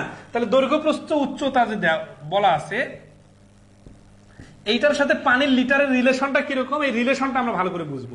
রিলেশন বুঝলে তারপরে প্রশ্নটা কি হবে, আমরা ঘনকের আয়তন বাইর করবো আর পানির সাথে রিলেশনটা মিলাই দিব, অ্যান্সার বাইর হয়ে যাবে। তাহলে এখানে আমাদের দেখেন খুবই ইম্পর্টেন্ট বিষয়, এটা হচ্ছে এটা কিন্তু মিটারে দেওয়া আছে, তাই না। আচ্ছা, তাহলে একটা প্র্যাকটিক্যালি আসি যে একটা ঘনবস্তুর দৈর্ঘ্য 1, প্রস্থ 1 আর উচ্চতা 1 যদি হয় তাহলে 1 গুণন 1 গুণন 1 সমস্যা হচ্ছে 1 ঘন মিটার। 1 ঘন মিটার যদি আয়তন হয় কোনো আয়তক্ষেত্রের, তার মানে বিষয় যদি আমরা বলি যে এই যে এটা একটা আয়তাকার, ধরো সেটা একটা পানির ট্যাঙ্ক যার চারপাশে আছে লোহার পাত দিয়ে লাগানো আছে, এটা দৈর্ঘ্য প্রস্থ উচ্চতা হচ্ছে 1 1 করে, ঠিক ঠিক আছে। আচ্ছা, তো সব পাশে যদি এক এক করে হয় তাহলে এটার মাঝখানে যে ফাঁপা জায়গাটা আছে ওইখানে যদি আমরা পানি ঢেলে দেই তাহলে কতটুকু পানি ধরবে? তাহলে এই পাশে 1 মিটার, এই পাশে 1 মিটার, প্রস্থ 1 মিটার যদি হয় তাহলে আয়তনটা, এটার সামগ্রিক আয়তনটা হচ্ছে 1 ঘনমিটার। আর 1 ঘনমিটারে পানি ধরবে 1 ঘনমিটার সমান সমান 1000 লিটার। সিরিয়াসলি, তাহলে এখানে 1 ঘনমিটার জায়গায় 1000 লিটার পানি ধরে, এটা মুখস্থ রাখতে হবে। আচ্ছা, এখানে আর একটা বিষয় বলি, খেয়াল করেন যে এই 1 ঘনমিটার 1 ঘনমিটার করে আছে না, তাহলে এগুলোকে যদি আমরা সেন্টিমিটার বানাই তাহলে 1 মিটার মানে হচ্ছে 100 সেন্টিমিটার, 100 সেন্টিমিটার 100 সেন্টিমিটার। খেয়াল করেন, তাহলে এই যে 100 গুণন 100 গুণন 100, তাহলে এই তিনটা যদি গুণ করি তাহলে দেখেন 2টা শূন্য 2টা শূন্য 2টা শূন্য মানে 6টা শূন্য, অর্থাৎ একের পরে 6টা শূন্য দিলে এটাকে বলা হচ্ছে ঘন সেন্টিমিটার। এই 1 ঘন এই দেখেন এত সেন্টিমিটার, একক দশক শতক হাজার অযুত 1000 10000 1000 10000 1 লক্ষ 10 লক্ষ, এই যে 10 লক্ষ হলো না, এই 10 লক্ষ ঘন সেন্টিমিটারেও কিন্তু এই 1000 লিটার পানি ধরবে। কারণ কি, এটা তো 1 ঘন মিটারটাকে আমরা 1 ঘন সেন্টিমিটার বানাইলাম, মানে 1 ঘন সেন্টিমিটার 1 সেন্টিমিটার ধরে আমরা গুণ করে এই 10 লক্ষ ঘন সেন্টিমিটার পাইলাম। তো এখান থেকে যদি আমরা এই 3টা শূন্য, এই 3টা শূন্য দুই পাশে বাদ দেই তাহলে খুব একটা ইন্টারেস্টিং বিষয় দেখেন, ওই আগে যেটা ডান পাশে 1000 ছিল ওইটা এবার বাম পাশে চলে আসছে। 1000 ঘন সেন্টিমিটার ইকুয়াল টু 1 লিটার। এই বিষয়টা কিন্তু অনেকের উল্টাপাল্টা হয়ে যায়। যখন ঘন মিটার হবে তখন ডান পাশে হবে 1000 লিটার পানি, আর যখন ঘন সেন্টিমিটার হবে তখন হবে 1 লিটার পানি। এই দুইটা পার্থক্য খুব ভালোভাবে বুঝতে হবে, ঠিক আছে। ওকে, তাহলে এখন আমরা ক্যালকুলেশন করি। তাহলে যেহেতু 20 নম্বর প্রশ্নতে সবগুলো মিটার মিটার দেওয়া আছে, তাহলে 5 গুণন 3 গুণন 2 3 5 15 15 30 ঘন মিটার। সিরিয়াসলি খেয়াল করেন, এটা কিন্তু ঘন মিটার। তাহলে 30 ঘন মিটার, তাহলে পানি হবে কত? 30 গুণন 1000 লিটার। এই যে মিটার থেকে লিটার কিভাবে হয়, তাহলে 30 আর 1000 গুণ করলে 30,000 লিটার। তাহলে এই প্রশ্নের অ্যান্সার হচ্ছে 30,000 লিটার পানি। ওকে, তাহলে আশা করি পরে যেগুলো সহজ আছে এগুলো পারবেন। আমরা একটু ভেরিয়েশন দেখবো। সবাই কি পয়েন্টটা ধরতে পারছেন যে 1 ঘন মিটারে 1000 লিটার আর 1000 ঘন সেন্টিমিটারে 1 লিটার। টার্নিং পয়েন্ট যে জায়গাটাতে মিস্টেক হইতে পারে, অনেকে মনে করতে পারে যে 1 ঘন মিটার বাড়ি করলাম, এখানে 1000 লিটার, তাহলে আমরা জানি 1 মিটারে 100 সেন্টিমিটার, তাহলে 1 ঘন মিটার মানে হচ্ছে 100 ঘন সেন্টিমিটার। এইটা ভুল, কারণ যখনই আপনি ঘন বা বর্গ হিসাব করবেন তখন আপনাকে ঘন বা বর্গ আকারে শূন্য যোগ করতে হবে। কিরকম, যে আপনি ঘন বলতেছেন, ঘন মানে কি? ঘন মানে হচ্ছে দৈর্ঘ্য প্রস্থ উচ্চতা গুণ হয়ে গেছে। তাহলে এখানে নর্মালি 100 সেন্টিমিটারে 1 মিটার, ঠিক আছে, বাট যখন আপনি ঘনর সাথে শূন্য লাগাইতে যাবেন তাহলে এটা মানে হচ্ছে 3বার গুণ, মানে এটা কিউব। কিউব মানে হচ্ছে 2টা শূন্য হয়ে যাবে 3 জোড়া শূন্য, মানে 6টা শূন্য। তাহলে এখানে যদি আপনি 1 ঘন মিটারকে যদি সেন্টিমিটার বানাইতেই চান তাহলে আপনাকে 6টা শূন্য যোগ করতে হবে। তাহলে ডাইরেক্ট নরমাল হিসাব 1 ডাইমেনশনের কনভার্সন 2 ডাইমেনশনের কনভার্সন আর 3 ডাইমেনশনের কনভার্সন গুলায় ফেলা যাবে না, ঠিক আছে। নরমালি 1 মিটার সমান 100 সেন্টিমিটার, কিন্তু 1 বর্গ মিটার মানে কিন্তু 100 বর্গ সেন্টিমিটার না। 1 বর্গ মিটার যখন আমরা বলবো, এই বর্গ মানে হচ্ছে এখানে দৈর্ঘ্য প্রস্থ গুণ হয়ে আছে, তখন আপনাকে যদি সেন্টিমিটার বলতে হয় তাহলে 1 এর সাথে যেহেতু 100, তো এটা বর্গ কত? 4টা শূন্য। তাহলে আপনি যদি এটাকে সেন্টিমিটার ডাইরেক্ট কনভার্ট করতে চান তাহলে আপনাকে ডাইরেক্ট 4টা শূন্য লাগাই দিতে হবে, তাহলে হয়ে যাবে বর্গ সেন্টিমিটার। শুধু শুধু আপনি মিটারকে যেমন সেন্টিমিটার কনভার্ট করেন, বর্গ মিটারকে বর্গ সেন্টিমিটার বানাইতে গেলে ওইভাবে হবে না, বর্গ করে নিয়ে গুণ করতে হবে। এই জিনিসটা বড় বড় হিসাবে কাজে লাগবে, ঠিক আছে। ওকে, তাহলে আমরা আসি 22 নম্বরটা পারবো আমরা। 22 নম্বরটা দেখেন তো, এটা পারবেন। আমরা 23 নম্বরটা করবো।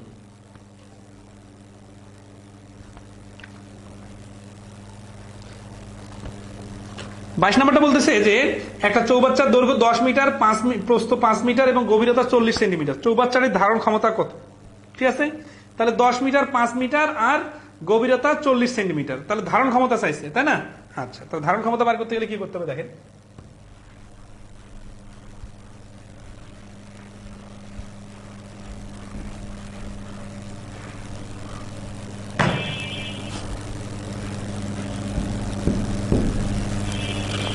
বাইশ নম্বর যেটা, এটা আপনারা করে নেবেন। হ্যাঁ, আমরা 23 নম্বরটা করে দিতেছি।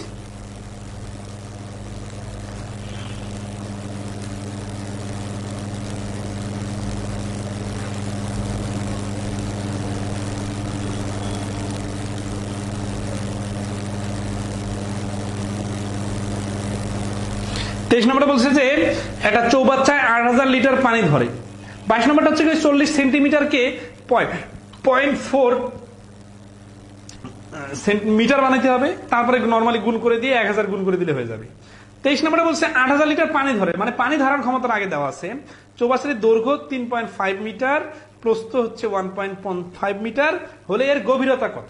তাহলে খেয়াল করেন যে এখানে 8000 লিটার দেওয়া আছে না, এইখানে থেকে আমরা এই 1000 দিয়ে যদি লিটার দিয়ে যদি ভাগ করি তাহলে এটার আয়তন কত? আয়তন হচ্ছে 8 ঘন মিটার। 8 ঘন মিটার আয়তন বাইর হয়ে যাবে। তো যখন 8 ঘন মিটার আয়তন বাইর হয়ে যাবে তখন আমাদের যেটা করতে হবে, ঠিক আছে, যে দৈর্ঘ্য প্রস্থ ধরি উচ্চতা সমান সমান x।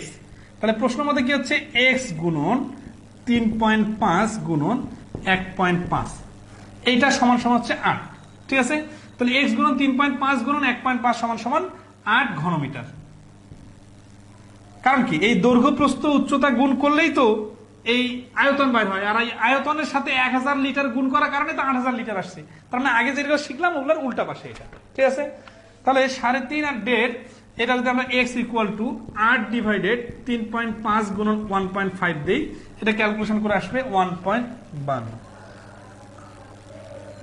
ও, এটা ভুল হয়ে গেছে, এই প্রশ্নটা তো বিসিএস এ আসে নাই, বিসিএস এ আসছে পরেরটা, 42তম বিসিএস এর প্রশ্ন এটা না। আচ্ছা যাক, এটা করে দিই। তাহলে এখানে থেকে ক্যালকুলেশন করে নেবেন, এটার অ্যান্সার হচ্ছে দৈর্ঘ্য হচ্ছে 1.52 মিটার। 24 নম্বর প্রশ্নটা 42তম বিসিএস এ আসছে না, উল্টা পাল্টা হয়ে গেছে। 23 নম্বর কোশ্চেন দেন নাই?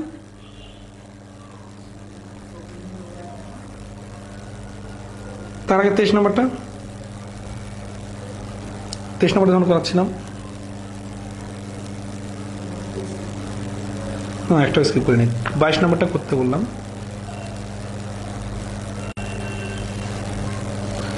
ওকে, 23 নম্বর প্রশ্নটা আপনারা প্রশ্নটা সমাধান করে দেখতে পারেন যে একটা চৌবাচ্চায় 8000 লিটার পানি ধরে, চৌবাচ্চাটির দৈর্ঘ্য 3.5 মিটার আর প্রস্থ 1.5 মিটার হলে এর গভীরতা কত? ডিজিটগুলো দেখে বুঝতে পারবেন। আচ্ছা, 24 নম্বর প্রশ্নটা এখন দেখি।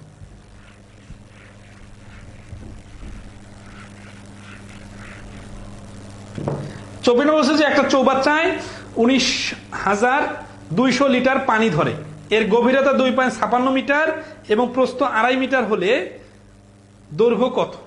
ঠিক আছে, আচ্ছা এখন আসি যে এইখানে আমরা 19,200 লিটার আছে না, ওইটাকে আমরা কিভাবে কনভার্ট করে দেখেন। একটি চৌবাচ্চায় 19,200 লিটার পানি ধরে, ঠিক আছে, তাহলে এখানে 19,200 লিটার,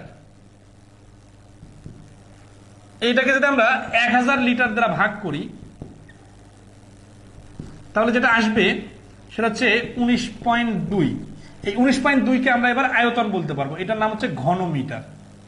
খেয়াল করে, তাহলে এখানে চাইছে কি, চাইছে হচ্ছে যে দৈর্ঘ্য কত, ধরি দৈর্ঘ্য সমান সমান x। তাহলে প্রশ্ন মতে x ইন্টু 2.56 গুণন 2.5 ইকুয়াল টু 19.2। এখান থেকে x রেখে, এটা প্রশ্ন মতে আর কি লাইন, 19.2 কে উপরে রেখে 2.56 গুণন 2.5 কাটাকাটি করলে অ্যান্সার আসবে 3 মিটার। 2.56 গুণন 2.5, ঠিক আছে। আচ্ছা, তাহলে এখান থেকে অ্যান্সার আসছে 3 মিটার, তাহলে দৈর্ঘ্য হচ্ছে 3 মিটার। আচ্ছা, আশা করি ধারণ ক্ষমতার বিষয়গুলো ক্লিয়ার। এখন আমরা সিলিন্ডার আর কোনকের বিষয়গুলো দেখব, ঠিক আছে।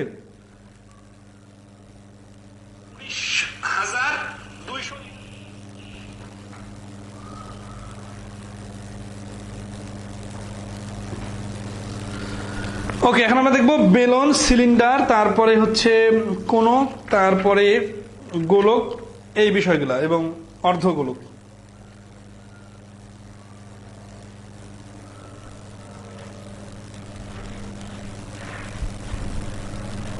সূত্রগুলো ভালো করে বুঝলে বাকিগুলো পারা যাবে।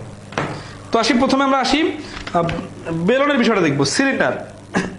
সিলিন্ডার বা বেলন জিনিসটা কি, এটা ডেফিনেশন দেওয়া আছে যে একটা আয়তক্ষেত্রের, ঠিক আছে, এটা একটা আয়তক্ষেত্র, এই আয়তক্ষেত্র যে কোনো একটা বাহুকে স্থির রেখে চতুর্দিকে ঘোরালে যে ক্ষেত্রের তৈরি হয় সেটা হচ্ছে বেলন।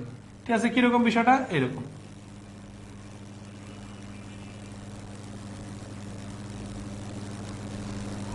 এই যে এটা হচ্ছে একটা বেলুন, যদি আপনারা প্র্যাকটিক্যালি দেখতে চান, এই যে একটা চকলেটের খাম আছে, এই যে এটার মতো।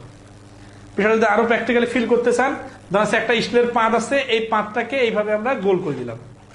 এই যে গোল করে দিলে এই যে তৈরি হলো না, এটা হচ্ছে বেলুন, ঠিক আছে। আচ্ছা, এখন আসি, এটা হচ্ছে খোলা বেলুন। এটা যদি আবদ্ধ বেলুন হইতো, তাহলে ধরেন যে এইখানে একটা ধরেন আছে যে আমরা একটা ঢাকনা লাগাই দিব, এই যে বৃত্তাকার একটা ঢাকনা লাগাই দিলাম, এটা কিন্তু এক পাশে ঢাকনা। আচ্ছা, এটা হচ্ছে এক পাশে বেলুন, মানে এক পাশে বদ্ধ, আর দুই পাশে যদি ঢাকনা লাগাই দিই তাহলে বদ্ধ হবে, তার মানে একটা ড্রামের মতো হবে। আচ্ছা, তো এই বিষয়গুলো হচ্ছে বেলুন। তো বেলুনের ক্ষেত্রে কি কি আছে খেয়াল করেন, বেলুনের প্র্যাকটিক্যাল বিষয়টা বোঝাই। প্র্যাকটিক্যালটা হচ্ছে এরকম, ধরেন আমি এটা এখানে একটা বৃত্তাকার কাগজ রেখে দিলাম। তাহলে এই বৃত্তাকার কাগজটাকে আমি যদি এর উপর 50টা বৃত্তাকার কাগজ রাখি, তাহলে কিরকম হবে? এটা উঁচু হতে থাকবে না? এই যে উঁচু হতে আছে, তাহলে বিষয়টা কিরকম হচ্ছে? একটা রডের মতো তৈরি হচ্ছে। অথবা ধরেন আছে যদি এটা মাঝখানে ফাঁকা থাকে, তাহলে এটা কিসের মতো হবে? এটা একটা টানেলের মতো হবে, ঠিক আছে, অথবা কূপের মতো হবে। তো এই পুঁতিটা দিয়ে কিন্তু ভিন্ন ভিন্ন প্রশ্ন তৈরি হয়, ঠিক আছে। আচ্ছা, তো এখানে কি কি আছে? এখানে আছে ধরেন আছে যে সাপোজ এই যে নিচের অংশটা দেখতেছেন, এটা হচ্ছে নিচের যে গোল অংশটা, এই গোল অংশটা, এইটা তো একটা বৃত্ত ছিল, তার একটা বৃত্ত আট করলাম, এটা হচ্ছে বৃত্ত। তাহলে বৃত্তটা কি আছে? বৃত্তটা হচ্ছে, এটা হচ্ছে আর, আর হচ্ছে ব্যাসার্ধ, ঠিক আছে। বৃত্তটা কি সেন্টার, এইটার উপর যখন এই যে আমরা বেলুনটাকে এখানে বসাই দিব, ঠিক আছে। আচ্ছা, বেলুনটাকে যখন বসাই দিব, তখন এটা তৈরি হবে এই যে হাইট। এখন তাহলে বেলুনের আয়তন কিভাবে বের হবে? বেলুনের আয়তন, তাহলে প্রতিটা কিন্তু দুইটা করে সূত্র। আয়তন হচ্ছে পাই, দেন এই বৃত্তটা যদি ক্ষেত্রফল বাই করতাম, বৃত্তটার ক্ষেত্রফল কেন বলতেছি? কারণ বৃত্তটার ক্ষেত্রে আমাদের উচ্চতা নাই, তাহলে বৃত্তটার ক্ষেত্রফল হচ্ছে পাই আর স্কোয়ার। এটা হচ্ছে আমরা বৃত্তের ক্ষেত্রফল জানি। এখানে যদি অনেকগুলো কাগজ রাখতে থাকি, তাহলে একটু একটু করে উঁচা হবে। এই একটু একটু করে যে উঁচা হচ্ছে, উঁচার কারণে এটা এইচ হচ্ছে না, তাহলে এইচ আস্তে আস্তে বড় হইতে পারে, ছোট হইতে পারে, যেটাই হোক, তাহলে আয়তন হবে পাই আর স্কোয়ারের সাথে এইচ গুণ। এটা কিন্তু ঘন একক। কেন ঘন একক? কারণ এখানে তো এই পাই আর স্কোয়ার যখন ছিল, তখনই তো দৈর্ঘ্য প্রস্থ গুণ হয়ে বর্গ একক ছিল। এর সাথে যখন উচ্চতা গুণ হবে, তখন এটা 3 ডাইমেনশন হয়ে যাবে। এটা হচ্ছে ঘন একক। তাহলে এটা হচ্ছে আয়তন। তাহলে ব্যাপারটা কিন্তু খুব জটিল না, বৃত্তের সাথে জাস্ট উচ্চতা গুণ করে দিলে হয়ে গেল। আচ্ছা, আগের গুলোতে আমরা দেখছিলাম কি, দৈর্ঘ্য প্রস্থের সাথে উচ্চতা গুণ করে দিলে ঘনবস্তুর আয়তন বার হয়। দৈর্ঘ্য প্রস্থের সাথে উচ্চতা এ, এটা গুণ করে দিলে ঘনকের ক্ষেত্রফল বার হয়। তার মানে এখানে শুধু উচ্চতাটা একটা এক্সট্রা ইফেক্ট ফেলতেছে, আর দৈর্ঘ্য প্রস্থের সাথে। তো পৃষ্ঠতলের ক্ষেত্রফল,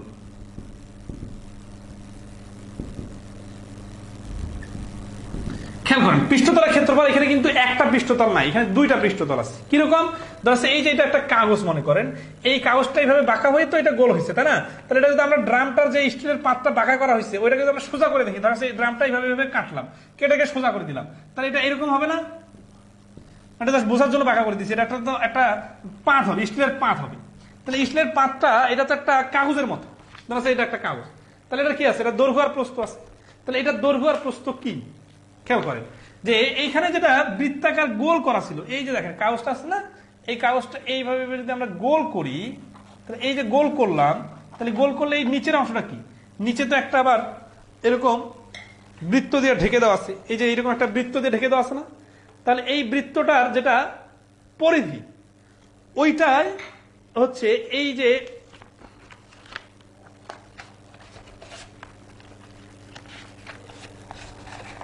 এই যে গোল অংশটা দেখতেছেন আপনারা, এটা কিন্তু ওই বৃত্তটার পরিধিটা হচ্ছে এটা। তাহলে আমরা বলতে পারি যে এই অংশটা হচ্ছে 2 পাই আর। কারণ কি? কারণ এটার ব্যাসার্ধ তো আর, তাই না? তাহলে এটাকে যেহেতু আমরা কেটে এটাকে সোজা করছি, তাহলে এটা 2 পাই আর আছে। আর এখানে যে উপরে হাইট এইচ ছিল, ওইটাই হচ্ছে এই পাতটার প্রস্থ। তাহলে পাতটার দৈর্ঘ্য হচ্ছে 2 পাই আর, পাতটার প্রস্থ হচ্ছে এইচ। তাহলে এটার পৃষ্ঠতলের ক্ষেত্রফল হচ্ছে দুইটা পার্ট, একটা হচ্ছে বক্রতল,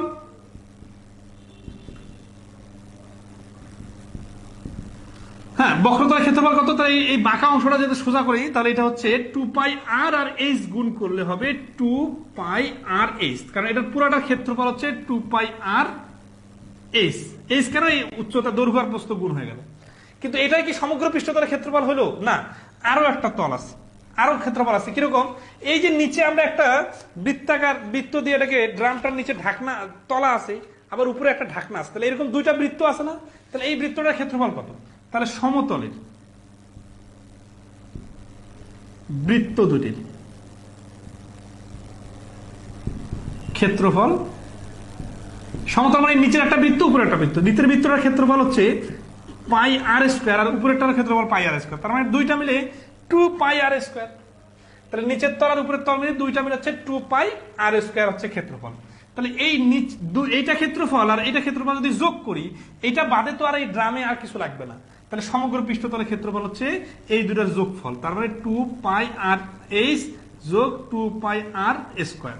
তাহলে এইখানে 2 পাই আর যদি কমন নেই তাহলে এইচ প্লাস আর, কমন নেওয়া যায় না নেওয়া যায় সমস্যা নেই, ঠিক আছে। তাহলে এইটা হচ্ছে সমগ্র পৃষ্ঠতলের ক্ষেত্রফল। আর ভেঙে ভেঙে তো দেখাই দিলাম। আসলে এগুলা শিখে কি লাভ? পৃষ্ঠতলের এই ক্ষেত্রফল এগুলা কি লাভ? এগুলো কিন্তু খুবই প্র্যাকটিক্যাল ইউজ আছে। কিরকম ধরেন আপনি একটা স্টিলের দোকানে গেলেন, বললেন একটা ড্রাম বানাই দেন। এখন ড্রাম বানাইতে কত টাকা খরচ হবে? যে ড্রামের যে অশিক্ষিত দোকানদার অনেক সময় থাকে, তো ওরা কিভাবে হিসাব করে? বিষয়টা প্র্যাকটিক্যালি ভাবেন তো। হিসাব করে যে এই ড্রামটা বানাইতে আমার যে মূল্য মালামালগুলো লাগবে, কাঁচামালগুলো, এগুলা কতটুকু খরচ হবে। তাহলে সে হিসাব করে যে একটা স্টিলের পাত এত ফিট বা এত ফিট, এটার দাম এত টাকা, তাহলে এই একটা স্টিল দিয়ে এই ড্রামটার চারপাশের বাঁকা অংশটা বাইর হবে। বলছে আর একটা পাত নিতে হবে, ওইটা দিয়ে একটা নিচের বৃত্ত ঢাকনা, আরটা হচ্ছে নিচের তলা, এইটা হিসাব করে সে টাকা হিসাব করবে। তাহলে একটা ড্রামে কতটুকু স্টিলের পাত লাগবে, এই হিসাবটা কিসের বেসিসে আসবে? এই বেসিসে আসবে যে সমগ্র পৃষ্ঠতলের ক্ষেত্রফল বাইর করলে এখানে কাঁচামাল হিসাবে কতটুকু স্টিলের পাত লাগবে সেটা বাইর হবে। তাহলে একইভাবে আপনি বৃত্তাকার যে কোনো কিছু, মানে বেলন আকৃতির যে কোনো কিছু হিসাব করতে যান একই স্টাইল। কিরকম একটা প্র্যাকটিক্যাল এসি, এই যে একটা মগ দেখতেছেন, এই মগটা কিন্তু একটা বেলন, এটার উপরের ঢাকনার দরকার নাই, নিচের ঢাকনা আছে, এই যে বৃত্তাকার, ঠিক আছে, এটা একটা বেলন। তাহলে এই বেলনটাতে এই মগটা বানাইতে কতটুকু কাঁচামাল লাগবে বা মেলামাইনের প্রয়োজন আছে, এটা কিসের ভিত্তিতে আসবে? যদি আমরা এইটার সমগ্র, এটা দৈর্ঘ্য প্রস্থ উচ্চতার সমন্বয় করি। এখন এটা তো চার কোণা না, ঘনবস্তু না, মানে ধরা এটা তো ঘনক না, এই জন্য এটা কি করতে হবে? এইটা হচ্ছে যে এই বক্রতলটার এটার ব্যাসার্ধটা বাইর করতে হবে, ব্যাসটা নিতে হবে, ঠিক আছে, পুরোটার পরিধি। তাহলে পুরোটার পরিধি কি? এই যে এইটা বাঁকানো অংশটা, এখান থেকে এটার ব্যাসার্ধ বাইর হয়ে যাবে। ব্যাসার্ধ দিয়ে আবার আমরা উচ্চতাকে গুণ করে এটার কতটুকু আয়তন, এই আয়তন বাইর হবে, তারপর এটার ক্যালকুলেশন হবে, ঠিক আছে। তো বাঁকা অংশটা, আচ্ছা এখানে একটা বিষয় বলি, প্রতিটা ক্ষেত্রে কিন্তু দুটো পয়েন্ট আসতেছে, একটা হচ্ছে আয়তন আর একটা হচ্ছে ক্ষেত্রফল। আয়তন আর ক্ষেত্রফলের ডিফারেন্সটা এরকম, আয়তন যখন বলতেছে তখন হচ্ছে কি এখানে ঢাকনা লাগাই দিলাম, দিয়ে মাঝখানে ভেতরে কতটুকু জায়গা আছে, পুরো মগটা, একটা মগ একটা জায়গা রাখবো, কতটুকু জায়গা দখল করবো, ওটা হচ্ছে আয়তন। তার মানে ভেতরের ফাঁকা অংশটা সব কাউন্ট হচ্ছে। কিন্তু যখন আমরা বলতেছি যে সমগ্র পৃষ্ঠতলের ক্ষেত্রফল, তখন এই ভেতরে ফাঁকা অংশটা কাউন্ট হচ্ছে না, শুধু এই চারপাশের ফাঁকা এই যে জায়গাটা লাগে আছে যতটুকু, এতটুকু কাউন্ট হচ্ছে। এই দুটা পার্থক্য কিন্তু বুঝতে হবে, ঠিক আছে। আচ্ছা, এখন দুইটা কখন কোন ক্ষেত্রে কাজে লাগে? এই মগটা বানাতে কতটুকু মেলামাইনের প্রয়োজন হবে, এটার জন্য আমাদের তো ফাঁকা অংশের প্রয়োজন নাই, তখন সমগ্র পৃষ্ঠতলের ক্ষেত্রফল বাইরে হবে। কিন্তু বলি যদি এই মগটাতে কতটুকু পানি ধরবে, এটা কিভাবে পাবো? এটা পাবো তখনই যখন আমরা এটার আয়তন বাইর করবো। তাহলে আয়তন বাইর করা মানে মাঝখানের ফাঁকা অংশটা সহ বাইর করা। তাহলে এই যে বিশাল বিশাল তেলের ড্রাম বা ধরা এই যে গাড়িতে তেলের গাড়ি বহন করতেছে, অথবা আরো যে কোনো কিছু আপনার তরল পদার্থ যে প্রবেশ করানো হয়, তো ওইটার আয়তনের ভিত্তিতে তো ক্যালকুলেশন হয়, তাই না? তাহলে এই জন্য আয়তনগুলো লাগবে, ঠিক আছে। খুবই বেসিক জিনিস এগুলো, কিন্তু বিষয়গুলোকে আপনারা প্র্যাকটিক্যালি ফিল করতে পারতেছেন কথা শুনে, নাকি মাথার উপর দিয়ে যাচ্ছে? তাহলে এটা এখন এখান থেকে প্রশ্ন কি কি আসতে পারে? এখান থেকে অনেক ধরনের প্রশ্ন বানানো যাইতে পারে। একটু জাস্ট সিম্পল একটা প্রশ্ন বলি, ধরেন আছে কি যে একটা কূপ খনন করতে 1 ঘনমিটারে 10 টাকা লাগে। তাহলে এরকম একটা কূপের ব্যাসার্ধ যদি 5 সেন্টিমিটার হয়, 5 মিটার, আর উচ্চতা যদি 50 মিটার হয়, তাহলে কত টাকা খরচ হবে? 1 ঘনমিটারে 10 টাকা লাগে। কিভাবে বাইর করবেন? বাইর করার প্রসেসিংটা হবে যে, আচ্ছা ধর এটা 7 দিলাম, হ্যাঁ, সহজ করে মেলানোর জন্য। তাহলে 7 মিটার ব্যাসার্ধ বিশিষ্ট। তাহলে আমরা কি করবো যে এই কূপটার টোটাল আয়তন কত সেটা বাইর করবো। আয়তন কিভাবে বাইর করবো? পাই আর স্কোয়ার এইচ, এটা করলে আয়তন বাইর হবে। এর সঙ্গে 1 ঘনমিটারে 10 টাকা খরচ, তাহলে 10 গুণ করে দিব। তাহলে এখানে বলতেছে কি পাই আর স্কোয়ার মানে হচ্ছে 7 এর উপরে স্কোয়ার, ঠিক আছে না? আচ্ছা, তারপর কি বলছে 50 হচ্ছে উচ্চতা, তাহলে পাই এর মান আমরা 22/7 আপাতত বসাই দিই। তাহলে 7 দিয়ে এখানে 7 কাটলে এখানে একটা 7 থাকতেছে। আচ্ছা 7 আর 22 গুণ করতে হবে, 50 গুণ করতে হবে। এটা গুণ করলে কি বার হবে? টোটাল আয়তন বার হবে। ওই আয়তনের সাথে একটা 10 গুণ করে দিব। কারণ কি? কারণ 1 ঘনমিটারে 10 টাকা করে লাগবে। তাহলে 10 দ্বারা গুণ করে দিলে হয়ে যাবে। তাহলে এইভাবে তো ওই যে মাটি খনন করে না, পুকুর খনন করে বা একটা ধরেন একটা গর্ত ভরাট করতে হবে, কত ট্রাক মাটি লাগবে, কিসের উপর ভিত্তি করে হিসাব হবে? এই পুরাটাই হচ্ছে এই ঘন জ্যামিতির হিসাব। ঠিক আছে, ওকে।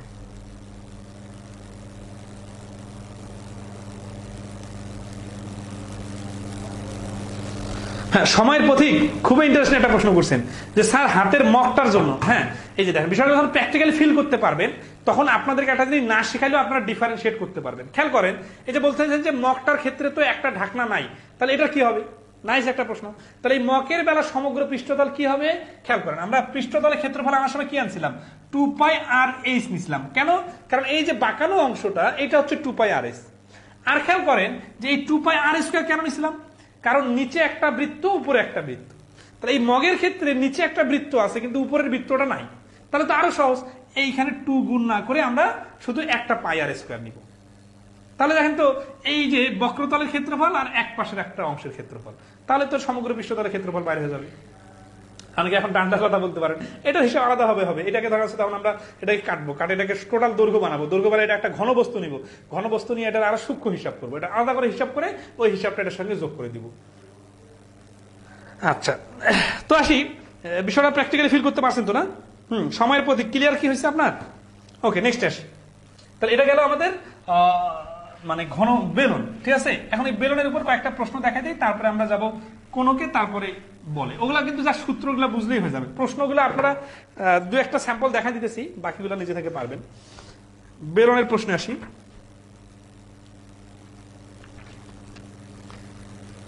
পঁচিশ নম্বর প্রশ্ন দেখেন, বলতেছে কি যে 10 সেন্টিমিটার উচ্চতা বিশিষ্ট একটি বেলনের ভূমির ব্যাস 8 সেন্টিমিটার, বেলনের আয়তন কত?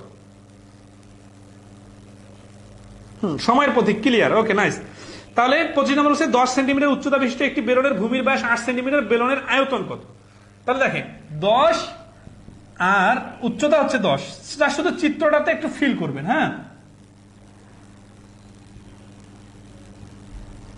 তাহলে এখানে এইচ হচ্ছে 10 আর ভূমির ব্যাস কত? ভূমির কি বলছে? 8 হচ্ছে ব্যাস। দেখেন সিরিয়াসলি এটা কিন্তু ব্যাস বলতেছে, ব্যাস মানে টোটালটা মিলে 8, তাহলে অর্ধেক কত হবে? অর্ধেক হবে 4।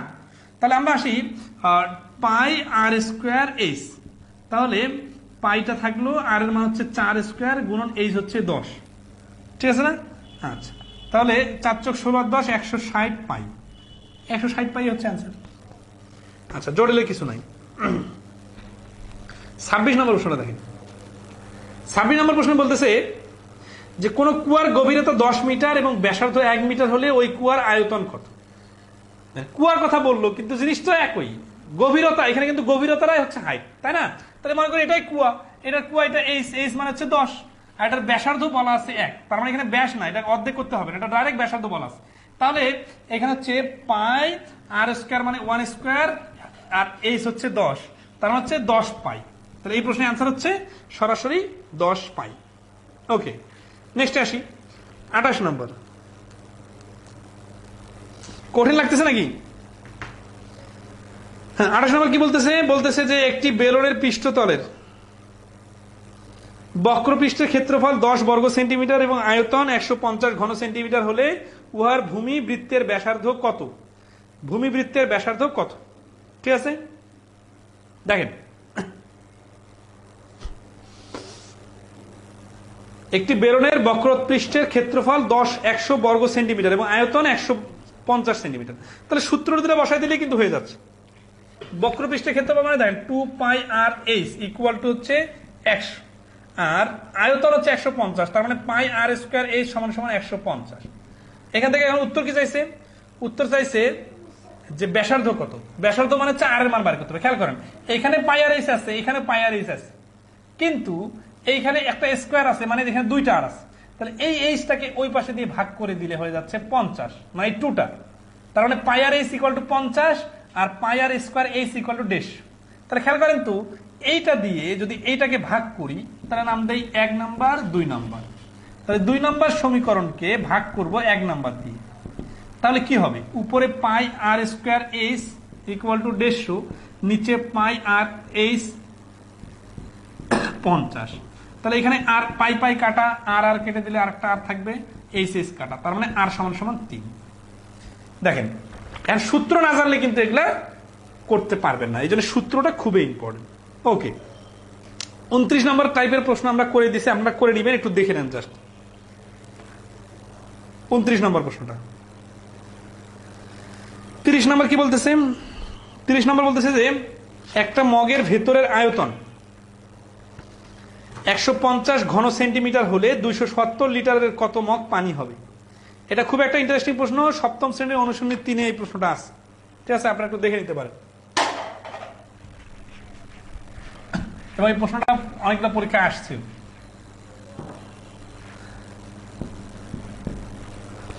একটি মগের ভিতরের আয়তন 150 ঘন সেন্টিমিটার, 270 লিটারের কত মগ পানি হবে। তাহলে আয়তন বলছে, তাই না? তাহলে 150 ঘন সেন্টিমিটার মানে কি, পানির হিসাব তো আমরা আগে শিখছিলাম। দেখেন আমরা শিখছিলাম ঘনকের পানির আয়তন চৌবাচ্চার বেলা, ওটা কিন্তু এখানে মগের পানির বেলা কাজে লাগছে। এত কি, এত হচ্ছে ঘন সেন্টিমিটার। তাহলে আমরা জানি কি যে 1 ঘন সেন্টিমিটার 1000 লিটার, তাহলে এই যে 1000 লিটার দিয়ে ভাগ করলে 1.5 ঘন সেন্টিমিটার, কি ঘন সেন্টিমিটার হচ্ছে আয়তন। তাহলে 270 লিটারের কত মগ পানি হবে। তাহলে 270 লিটার, তার মানে দেখেন এখানে যদি আমরা 1000, সরি ঘন সেন্টিমিটার না, এটা তো ঘন সেন্টিমিটার দেওয়া ছিল, 1000 লিটার দিয়ে ভাগ করলে 1.5 লিটার, অর্থাৎ একটা মগে 1.5 লিটার করে পানি ধরবে। তাহলে এখন বলছে 270 লিটারের কত মগ পানি হবে। তাহলে 270 লিটার পানি যদি 1.5 মগ করে পানি তোলা যায় একটা মগ দিয়ে, তাহলে হবে 1.5 দিয়ে ভাগ করলে 180 টি মগ, অর্থাৎ 180 মগ পানি মিলে টোটাল 270 লিটার হবে।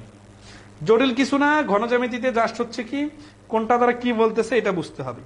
ওকে, আসি এখন আমরা কোণক দেখবো, ঠিক আছে, এখন কিন্তু বেশি সময় লাগবে না। হ্যাঁ, কোণকের বিষয়টা দেখবো। ERM প্রবাবিলিটি 2টা কালকে দেওয়া হবে, কালকে শুক্রবার আছে তো কালকে 2টা ক্লাস দেওয়া হবে, চেষ্টা করব। আপনাদের এই সপ্তাহে ক্লাস শেষ হয়ে যাবে 12 তারিখের মধ্যে, 12 তারিখের আগে সব ক্লাস শেষ। আপনার এর মধ্যে একবার করে দেখে নেবেন, তাহলে হয়ে যাবে। আচ্ছা, এখন আমরা আসবো কোণক। কোণকের বিষয়টা প্র্যাকটিক্যালি যদি বোঝাই, তাহলে কোণকটা হচ্ছে যে একটি ত্রিভুজ আকৃতি, ত্রিভুজ মানে যে কোনো ত্রিভুজ না, এটা সমকোণী ত্রিভুজের যে কোনো একটা বাহুকে স্থির রেখে চতুর্দিকে ঘোরালে যে ঘনবস্তুর সৃষ্টি হয় তাকে বলা হয় কোণক। তাহলে বিষয়টা এরকম হবে, ঠিক আছে। আচ্ছা,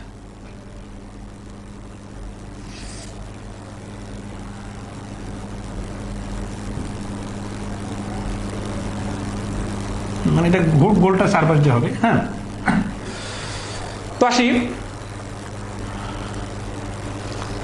এখানে কোণকের ক্ষেত্রে কি কি আছে। কোণকের ক্ষেত্রে এই যে হেলান আছে, হেলানটাকে বলা হয় এল, আর এইটা হচ্ছে বৃত্তটা, যেহেতু নিচেরটা বৃত্ত, এটা হচ্ছে ব্যাসার্ধ আর, আর এই যে বৃত্ত পর্যন্ত মানে উপরে ধরা যাচ্ছে একটা কোণক যদি রাখা হয়, তাহলে এটা হচ্ছে এইচ। আচ্ছা, বিষয়টাকে আমি একটু প্র্যাকটিক্যালি যদি বোঝাই, ধরা যাচ্ছে এই যে দেখেন আইসক্রিম আছে না, হ্যাঁ, এই যে আমার মেয়ের খেলার আইসক্রিম, এই আইসক্রিমটাতে ধরা যাচ্ছে এই আইসক্রিমের এটাকে যদি আমরা এইভাবে বসাই দিই, তাহলে কি পাবো। অথবা আপনারা চিন্তা করেন ওই যে তেল যে মাপে, ঠিক আছে না, তেল মাপলে কি হয়, যে তেলগুলো যে এইভাবে ঢেলে দেয় না, তো তেলের যে কোণকগুলা, এই কোণকগুলোকে চিন্তা করেন যে আস্তে আস্তে উপরে উপরে একটু উপরে চিকন হয়ে যায়, ঠিক আছে। প্র্যাকটিক্যালি হচ্ছে আইসক্রিম, আইসক্রিমটা সব থেকে, অথবা যদি আরো বলি, ধরেন আছে যে বাদাম বিক্রি করে না, বাদাম বিক্রি করার সময় কি হয়, যে একটা কাগজকে এইভাবে দিয়ে এইভাবে পেঁচায় পেঁচায়, এটা হচ্ছে এই যে ধরেন আছে বাদামের, এখানে বাদাম দেওয়ার সময় এইভাবে একটু ঢেকে দেয়, ঠিক আছে। তাহলে এই যে বাদামটা দিল, এটা কিন্তু একটা কোণক, এই কোণটাকে আপনি এইভাবে বসাই দিবেন, এটা কিন্তু হবে একটা কি, নিচে হচ্ছে বৃত্ত, এই অংশটা কিন্তু বৃত্ত, এই অংশটা বৃত্তাকার গোলাকার এটা, আর উপরে আস্তে আস্তে কোণ তৈরি হয়েছে। তাহলে আমরা এটার সাথে একটু এটা মিলাই যে এই জিনিসটা আসলে কোনটা কি বোঝাচ্ছে। এটা এল মানে হচ্ছে এই বাঁকা অংশটা ধরুন। এখন দেখেন এটার মাঝখান দিয়ে একটা সুতা দিয়ে আপনি যদি মাটিতে নামাই দেন, তাহলে ওই সুতাটা কিন্তু এই বাঁকাটার সমান হবে না, ওর থেকে একটু কম হবে, কারণ ওটা তো বাঁকে যাচ্ছে না। এটা যদি উপরে একটা সুতা বেঁধে দেন আর সুতাটা যদি এই মাটি পর্যন্ত পড়ে তাহলে কোথায় পড়বে? এখানে চিত্রটা আট করার জন্য একটু নিচের দিকে মনে হচ্ছে, কিন্তু আসলে এটা তো নিচের অংশ না, এই অংশটা কিন্তু মাটিতে লেগে গেছে, আর এটা কিন্তু গোল, ঠিক আছে? তাহলে এটা হচ্ছে মাটি থেকে কত উঁচুতে আছে কোনটা, কোনটা, এটাকে বলা হচ্ছে এইচ, ঠিক আছে? আচ্ছা, এখন আসি এখান থেকে কি কি প্রশ্ন। প্রশ্ন ওই দুইটাই, এটা হচ্ছে আয়তন আর এটা হচ্ছে ক্ষেত্রফল। কি ক্ষেত্রফল? আসি আয়তনটাকে দেখি। আয়তন মানে হচ্ছে যে একটা কোনকের আয়তন টোটাল কত, অর্থাৎ এটা ধারণ ক্ষমতা কত। তার ধারণ ক্ষমতা হলে সূত্র হচ্ছে 1/3 পাই আর স্কোয়ার এইচ। এই মনে আছে কি আপনাদের? পাই আর স্কোয়ার এইচ হচ্ছে বেলনের আয়তনের সূত্র। তাহলে বেলনের আয়তনের 1/3 হচ্ছে কোনকের আয়তন। তার মানে বিষয়টা প্র্যাকটিক্যালি এরকম যে একটা যদি আমরা বেলন অঙ্কন করি,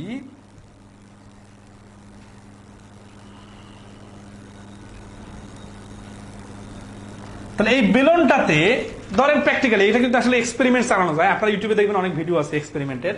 সেটা হচ্ছে যে সমান হাইট বিশিষ্ট একটা যদি বেলন হয়, ওই বেলনটার ভিতরে এবং সমান বৃত্তটা যদি আর ব্যাসার্ধ যদি সমান হয়, তাহলে যতগুলো পানি ধরে এই পানিগুলা থেকে এইখানে 1/3 পানি ধরবে। অর্থাৎ এইরকম তিনটা যদি কোনক থাকে আর এই তিনটা যদি পানি দ্বারা ভর্তি করা যায় এবং এই পানিগুলো নিয়ে যদি বেলনটাতে দেওয়া যায় তাহলে বেলনটা পরিপূর্ণ হবে। তার মানে একটা বেলন একাই তিনটা কোনকের আয়তনের সমান, যে কোনটার সাথে যে কোনটা কিন্তু না, সমান হাইট এবং সমান ব্যাসার্ধ বিশিষ্ট। তাহলে বিষয়টা প্র্যাকটিক্যালি একটু এইভাবে আইডিয়া নেওয়া যায়, মানে বোঝার জন্য জাস্ট, ঠিক আছে? যে এইটা হচ্ছে হাইট পর্যন্ত আমরা এইভাবে নিলাম, তাহলে এটা হচ্ছে একটা কোনকের জায়গা দখল করলো, আর সাইড দিয়ে একটা কোন, সাইড দিয়ে একটা কোন। আসলে বিষয়টা কিন্তু এরকম না, দেখতে তো এরকম না, কিন্তু জাস্ট আইডিয়ার জন্য বলতেছি, যেহেতু মূল সূত্র তো 1/3 বোঝাচ্ছে পানির আয়তনের বিষয়টা। তো এখানে একটা বেলনে 1/3 মানে তিনটা কোনকের সমান পানি ধরবে, তাহলে এটার আয়তনটা কি হবে? 1/3 হবে, বেলনের আয়তনের 1/3। খুবই সিম্পল, শেষ। তাহলে আসি এখন ক্ষেত্রফল। তাহলে এখানেও কিন্তু দুইটা পার্ট আছে। কিরকম পার্ট আছে? এই যে আমরা যেটা দেখালাম বাদামের ক্ষেত্রে, ঠিক আছে? যে বাদামের ক্ষেত্রে ধরেন হচ্ছে যে এটা একটা কাগজ, এই কাগজটাকে এভাবে বাঁকা করলাম, ঠিক আছে? বাঁকা করে এখানে বাদাম দিলাম, বাদাম দেওয়ার পরে এই যে উপরে একটা ঢাকনা দিয়ে দিলাম, তাহলে দুইটা পার্ট হলো না? কি দুটা পার্ট? দুইটা পার্ট হচ্ছে, একটা হচ্ছে ঢাকনা, এই ঢাকনাটা কিন্তু একটা বৃত্ত। তাহলে আমরা এই ক্ষেত্রফল হচ্ছে দুইটা ক্ষেত্রফল পার্ট আসবে, একটা হচ্ছে বক্রতলের ক্ষেত্রফল আর একটা হচ্ছে সমতল। সমতল কোনটা? এই বৃত্তটা হচ্ছে সমান সমান, তাহলে বৃত্তটা হচ্ছে পাই আর স্কোয়ার, এই বৃত্তটা, এই টোটাল বৃত্তটা হচ্ছে পাই আর স্কোয়ার। তাহলে এই ক্ষেত্রফল আর সমগ্রটার ক্ষেত্রফল কত হবে? সমগ্র ক্ষেত্রে এই বক্রতলের ক্ষেত্রফল আর পাই আর স্কোয়ারের ক্ষেত্রফল সমান। আচ্ছা, এখন খুবই একটা ইন্টারেস্টিং বিষয় আসে, এই বক্রতলের ক্ষেত্রফলটার প্র্যাকটিক্যালটা কিভাবে বোঝা যায়। এটা কিন্তু ক্ষেত্রফল পাই আর এল, কিন্তু কেন পাই আর এল এটা এখন আমরা বুঝবো, ঠিক আছে? ওকে, তাহলে খেয়াল করেন, এই যে বক্রতলের যদি আমরা কাগজটা ধরা একটা, আমরা এই যে বাদাম এরকম আট করলাম না, আচ্ছা একটু একটু প্র্যাকটিক্যাল আসি। যেহেতু আমরা এখানে এটা বাদামের কৌটার মতো আমরা ইয়ে করতেছি, আমাদের বাদাম দেওয়ার সময় যদিও চতুর্ভুজ আকৃতির কাগজ দেয়, কিন্তু আসলে আমরা যদি আইসক্রিমের উপরে, এই যে আইসক্রিমের উপরে যদি আমরা কাগজ দিই, এই কাগজটা যদি আমরা কাটি, তাহলে এটা কিন্তু ওই বাদামের মতো চতুর্ভুজ আকৃতির কাগজ হবে না। কাগজটা দেখতে কেমন হবে? কাগজটা দেখতে এরকম হবে যে একটা বৃত্ত, এই বৃত্ত থেকে একটা অংশ, তার মানে বৃত্ত কলা আর কি যেটাকে বলি, যে এ বি সি বা ও কেন্দ্র বিশিষ্ট এ বি বৃত্তে, তো এই এ বি হচ্ছে একটা বৃত্ত কলা, ঠিক আছে? আচ্ছা, তো এই বৃত্ত কলার এই অংশটায় যদি আমরা কেটে নিয়ে যদি গোল করি, তাহলে এটা কোনকের মতো হবে। তাহলে এই বৃত্ত কলার যেটা ক্ষেত্রফল, সেটাই হচ্ছে কোনকের ক্ষেত্রফল, বক্রতলের ক্ষেত্রফল। তো এখন এই বৃত্তকলার ক্ষেত্রফলটা যদি অনেকে জটিল লাগে, আরো প্র্যাকটিক্যালি বোঝা যায়। আপনাদেরকে আমি বলছিলাম বৃত্তের ক্লাসে, মনে আছে কি? বৃত্তের ক্ষেত্রফল কেন পাই আর স্কোয়ার? বৃত্তটার ক্ষেত্রফল কেন পাই আর স্কোয়ার? ক্লাস 8 এর বইয়ের উপরে দেখবেন সুন্দর করে কভারের উপরে দেওয়া আছে যে এই বৃত্তটাকে এইভাবে চিকন চিকন ধরা আছে, অনেকগুলো কাটি আছে, এটাকে আমরা এইভাবে কাটলাম, তাহলে এই বৃত্তটা পুরোটার পরিধি কত? 2 পাই আর। এখন এটাকে যদি আমরা একটু কেটে এগুলো সোজা বানাই ফেলি, তাহলে দেখতে কেমন হবে? এইরকম বাঁকা হবে, অনেকগুলা কাঠি, এগুলোকে অনেক চিকন করে কাটলাম, কাটার পর এটাকে অর্ধেক করলাম, অর্ধেক করে এইখানে অর্ধেক রাখলাম আর অর্ধেক নিচে নিয়ে আসলাম, নিচে নিয়ে আসে উপরের গুলো এরকম অর্ধেক হয়ে থাকলো, নিচের গুলো অর্ধেক হয়ে থাকলো। এইভাবে যদি আমরা ঢুকাই দিই পুরাটায়, তাহলে একটা আয়তক্ষেত্র তৈরি হবে। এটার উপর অনেক এক্সপেরিমেন্ট ইউটিউবে আছে, আমরা এখন দেখাইতে পারতেছি না। তো এই জিনিসটা আপনারা দেখবেন বোর্ড বইয়ে আছে আর কি। হ্যাঁ, তাহলে এইটা যখন আমরা পুরো পরিধিটাকে অর্ধেক করব তখন একটা হয়ে যাবে পাই আর। আর এটার ব্যাসার্ধ যেহেতু শুধু আর, তাহলে প্রস্থ দৈর্ঘ্য হচ্ছে পাই আর, আর প্রস্থ হচ্ছে আর। পাই আর আর আর গুণ করলে হয়ে যায় পাই আর স্কোয়ার। এই জন্য বৃত্তের ক্ষেত্রফল হচ্ছে পাই আর স্কোয়ার। তো ওই জিনিসটা এখানে আসেন যে এইখানে আমরা এইভাবে কাঁচি দিয়ে কেটে নিই, কেটে দিলে আমরা কি হবে, এটা আমরা খুলে ফেলবো। এই উপরের ধরুন আইসক্রিমের উপরের আবরণটা মানে খুলে ফেলবো। খুলে ফেললে কি হবে, এই রকম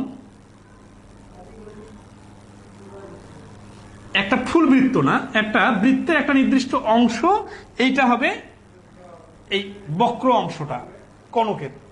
তাহলে এইটাকে আমরা আবার আমাদের প্রয়োজনে আমরা দুইটা পার্টে কাটবো, মানে অনেকগুলো চিকন চিকন করে টুকরা করব, করে দুইটা আলাদা পার্ট বানায় ফেলবো। পার্ট বানায় ফেলে আমরা যদি এইভাবে রেখে দেই এবং উপরের অংশটা নিচের অংশটা লাগাই দিই, তাহলে কি হবে দেখেন, যেটা হচ্ছে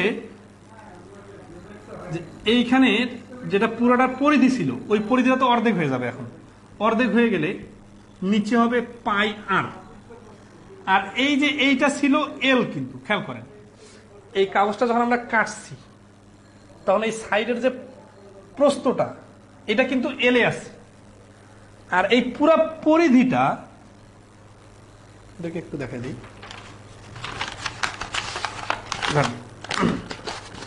এই যে আসেন এইভাবে নেন। হ্যাঁ, এই পরিধিটা হচ্ছে এল, আর এই যেটা তো বৃত্তাকার আছে না, বৃত্তাকার এই পুরা বৃত্তটা কিন্তু কি, পুরা বৃত্তটা হচ্ছে 2 পাই আর।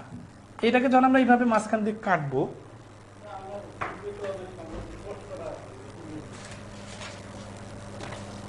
কাছেটা করে গেলাম,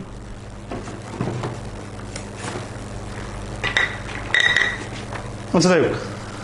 তো পুরোটাকে যখন আমরা এইভাবে কাটবো, কেটে যখন এটাকে সোজা করবো, তাহলে এই 2 পাই আরটায় এরকম একটা লম্বা হয়ে যাবে। এখন এই লম্বাটাকে আমরা তো আবার অর্ধেক করছি, অর্ধেক করে নিচে নিয়ে আসছি অর্ধেক, আর উপরের দিকে আছে অর্ধেক। তাহলে এই 2 পাই আরটাকে যদি অর্ধেক করি তাহলে এক পাশে থাকবে পাই আর, উপরের দিকেও থাকবে পাই আর, আর এইখানে হচ্ছে এল। তাহলে দৈর্ঘ্য আর প্রস্থ গুণ করলে হয়ে যাবে পাই আর এল। তাহলে এই পাই আর এল আর পাই আর স্কোয়ার, এই দুইটা যদি যোগ করি তাহলে সমগ্র পৃষ্ঠতলের ক্ষেত্রফল হবে পাই আর এল ইন্টু পাই আর স্কোয়ার। এরপরে আমরা দেখব সময়ের প্রতীক। এই লিটারের বিষয় অনেক সুন্দর করে বোঝাই দিয়েছিলাম, আপনারা একটু রিপিট দেখে নেবেন। নেক্সট আসি এখন। তাহলে এখান থেকে কি কি প্রশ্ন আসতে পারে দেখেন, 32 নম্বর প্রশ্ন দেখেন, একটি কোণকের ভূমির ব্যাসার্ধ 5 সেন্টিমিটার এবং উচ্চতা 12 সেন্টিমিটার হলে এর হেলানের উচ্চতা কত? 5 আর 12 দেখে বোঝা যাচ্ছে যেহেতু কোণকের সাথে আমাদের সমকোণী ত্রিভুজের একটা রিলেশন আছে। তাহলে সমকোণী ত্রিভুজের ধরেন আছে যদি ব্যাসার্ধ 5 হয় আর উচ্চতা যদি 12 হয়, তাহলে 5 12 মিলে এখানে হেলানটা সমকোণী ত্রিভুজের অতিভুজের মতো 2 পাই আর, মানে সরি অতিভুজ হবে কত, 5 12 হলে একটা 13 হবে না, তাহলে হেলান এল হচ্ছে 13। 32 নম্বর প্রশ্ন। 33 নম্বর কি বলছে, একটি কোণকের ব্যাস 10 সেন্টিমিটার এবং উচ্চতা 12 সেন্টিমিটার হলে হেলানের তলের দৈর্ঘ্য কত? ওই ব্যাস 10 মানে ব্যাসার্ধ 5, একই জিনিস আগেরটার সাথে। 34 নম্বর দেখেন, 34 নম্বর বলতেছে যে একটি সমবৃত্ত ভূমি কোণকের উচ্চতা 8 সেন্টিমিটার এবং ভূমির ব্যাসার্ধ 6 সেন্টিমিটার, এর সম্পূর্ণ তলের ক্ষেত্রফল কত? সম্পূর্ণ তলের ক্ষেত্রফল চাইছে, তাই না? আচ্ছা, তাহলে সম্পূর্ণ তলের ক্ষেত্রফল আসলে কি করতে হবে, যেহেতু উচ্চতা মানে পাই আর এল আর পাই আর স্কোয়ার, এই দুটোর যোগফলে হচ্ছে সমগ্র পৃষ্ঠতলের ক্ষেত্রফল। তাহলে এখানে দেওয়া আছে উচ্চতা মানে এইচ হচ্ছে 8 আর আর হচ্ছে 6, আমাদের এল এর মান কিন্তু দেওয়া নাই, ঠিক আছে? তাহলে 6 8 থেকে আমরা দেখতেছি ব্যাসার্ধ 8 6 না, 6 আর এই যে সমকোণী ত্রিভুজের এটা হচ্ছে 8 এটা হচ্ছে 6 6 8 হলে এটা 10 হবে, তার মানে এল এর মান 10। আচ্ছা, তাহলে আমরা দেখি পাই আর এর মান হচ্ছে 6, এল এর মান হচ্ছে 10 যোগ পাই 6 স্কোয়ার, কারণ এইখানে হচ্ছে 60 পাই আর এইখানে হচ্ছে 36 পাই, 60 পাই আর 36 পাই মিলে হচ্ছে 96 পাই। তাহলে সমগ্র পৃষ্ঠতলের ক্ষেত্রফল হবে 96 পাই। আশা করি সবাই কোণকের বিষয়টা ধরতে পারছেন। আচ্ছা, এবার আমরা আসি গোলকের পাঠটা করে ক্লোজ করে দেবো আজকে ক্লাসটা।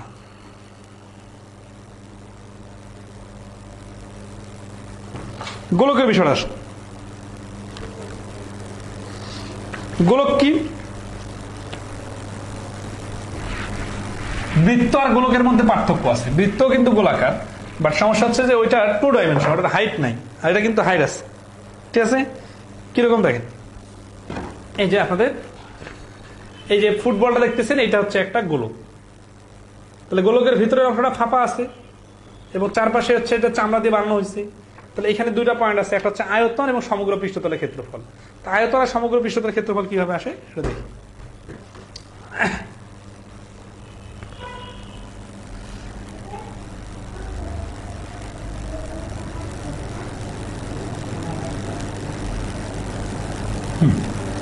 এটা হচ্ছে একটা গোলক। গোলকের দুটো সূত্র, একটা হচ্ছে 4/4πr²। এটা হচ্ছে ক্ষেত্রফল। ক্ষেত্রফল মানে হচ্ছে পৃষ্ঠতলের ক্ষেত্রফল, ঠিক আছে, বুঝে নিবেন। আর আয়তন, আয়তনটা হচ্ছে 4/3πr³। এইটার বিস্তারিত ব্যাখ্যাটা আসলে একটু টাইম কনজিউমিং এবং এইভাবে বোঝানো যাবে না, এটা 3 ডাইমেনশন। তো আপনারা ইউটিউবে দেখে নিতে পারেন যে সূত্রটার এক্সপেরিমেন্টটা। আমি এখন হচ্ছে যে এটা প্র্যাকটিক্যালি দেখাইতে না পারলে এটা ফিল করানো যাবে না। আর পৃষ্ঠতলের ক্ষেত্রফলটা এইভাবে মনে রাখতে পারেন যে এই যে ধরনের আছে যে এখানে ব্যাসার্ধটা আছে না, আচ্ছা, যে ব্যাসার্ধ আছে এই ব্যাসার্ধ বিশিষ্ট 4টা বৃত্তাকার রুটি মনে করেন বা কাগজ, এই 4টা বৃত্তাকার কাগজের যেটা ক্ষেত্রফল, ওই 4টার ক্ষেত্রফল যোগ করলে একটা ফুটবলের মতো ক্ষেত্রফল তৈরি হবে। ঠিক আছে, মানে ব্যাপারটা কিভাবে বুঝাবো? ধরা আছে সাপোজ বৃত্তাকার 4টা রুটি, এই 4টা রুটিকে যদি আমরা এইভাবে লাগাই দেই, তাহলে যে জায়গাটা দখল করবে ওই জায়গাটাই হচ্ছে একটা ফুটবল তৈরি হবে। ফুটবল তৈরির সমান ব্যাসার্ধ কিন্তু সেম হইতে হবে। এই জন্য 4πr²। ঠিক আছে, এটা হচ্ছে কি গোলকের সমগ্র পৃষ্ঠের ক্ষেত্রফল। আর আয়তন কি? আয়তন হচ্ছে 4/3πr³। আচ্ছা, তো একটা প্রশ্ন দেখি, 35 নম্বর প্রশ্নটা দেখেন। বলছে একটি গোলকের ব্যাসার্ধ 5 সেন্টিমিটার হলে এর পৃষ্ঠের ক্ষেত্রফল কত? পৃষ্ঠের ক্ষেত্রফল হবে, তাহলে গোলকের ব্যাসার্ধ 5 সেন্টিমিটার, তাহলে পৃষ্ঠের ক্ষেত্রফল মানে এই যে এটা, এখানে কিন্তু পুরাটাই বক্রাকার, এখানে কিন্তু আর কোনো ইয়া নাই। ঠিক আছে, তাহলে 4/πr² মানে হচ্ছে কত? 5²। তাহলে 25, 25 আর 4 100, 100 পাই। 36 নম্বর বলছে কি দেখেন, একটি গোলকের ব্যাসার্ধ বা ব্যাসার্ধ বা ব্যাস যাই হোক 3 গুণ বৃদ্ধি পেলে ক্ষেত্রফল কত গুণ বৃদ্ধি পাবে? ঠিক আছে, এইগুলো ক্ষেত্রে কিরকম হবে একটু দেখা দিই। 3 গুণ বৃদ্ধি পেলে তার মানে দেখেন প্রথমে এটা কিন্তু ক্ষেত্রফল মানে হচ্ছে 2 ডাইমেনশন। তাহলে এইটা যদি আর এ থাকে তাহলে এটার ক্ষেত্রফল হচ্ছে কত? 4πr²। আর যদি এই আরটা 3r হয়ে যায় তাহলে 4π3r²। তাহলে কি হচ্ছে? 4π9r²। তার মানে 4 লং 36πr²। এইখানে ছিল 4πr², আর এটা হচ্ছে 36πr²। তাহলে এই πr² কাটা 4 দিয়ে কাটলে হচ্ছে 9 গুণ। তাহলে এই ক্ষেত্রফল বৃদ্ধি পাবে 9 গুণ। এখন আসি যে এইখানে আমরা এত কিছু না করে আমরা তো জানি যে বর্গাকার মানে হচ্ছে যত গুণ বলবে তার উপর স্কোয়ার হবে। তাহলে এখানে 3 গুণ বলছে, 3-এর উপর স্কোয়ার মানে হচ্ছে 9। ঠিক আছে, এইভাবে মনে রাখতে পারেন, কিন্তু উল্টাপাল্টা লাগবে। কিরকম উল্টাপাল্টা লাগবে? কারণ গোলকের সাথে তো ঘনকের রিলেশন মানে হচ্ছে 3 ডাইমেনশন, তার মানে হচ্ছে কিউবের রিলেশন, কিন্তু এখানে আবার স্কয়ার কেন হলো? তখন একটা জিনিস মাথায় রাখবেন যে এইখানে তো পৃষ্ঠতলের ক্ষেত্রফলের কথা বলতেছে, তার মানে ভেতরের ফাঁপা অংশটার দরকার নাই, শুধু বাইরের চারপাশের ক্ষেত্রফলের কথা বলতেছে। যদি আয়তনের কথা বলে তাহলে কি হয়? আচ্ছা দেখেন তো, এখানে যদি বলতে যে একটার বৃত্তের ব্যাসার্ধ 3 গুণ বৃদ্ধি পেলে তার আয়তন কত গুণ বৃদ্ধি পাবে? আয়তন। তো আয়তনের বিষয় যখন আসবে তখন দেখেন এই যে কিউবের রিলেশন চলে আসবে। কিউবের রিলেশন মানে 3 কিউব মানে হচ্ছে 27 গুণ হবে। কিভাবে 27 গুণ হবে? এই যে যদি একটা বৃত্তের ব্যাসার্ধ r হয় তাহলে ওটার আয়তন হচ্ছে 4/3πr³। আর যদি ব্যাসার্ধটা 3 গুণ বাড়ে তার মানে 3r হয়, তাহলে এটার আয়তন হবে কত? π3r³।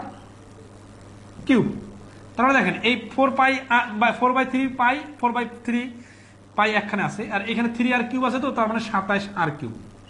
তাহলে এখানে সবগুলো কাটাকাটি করলে দেখবেন 27 থাকবে।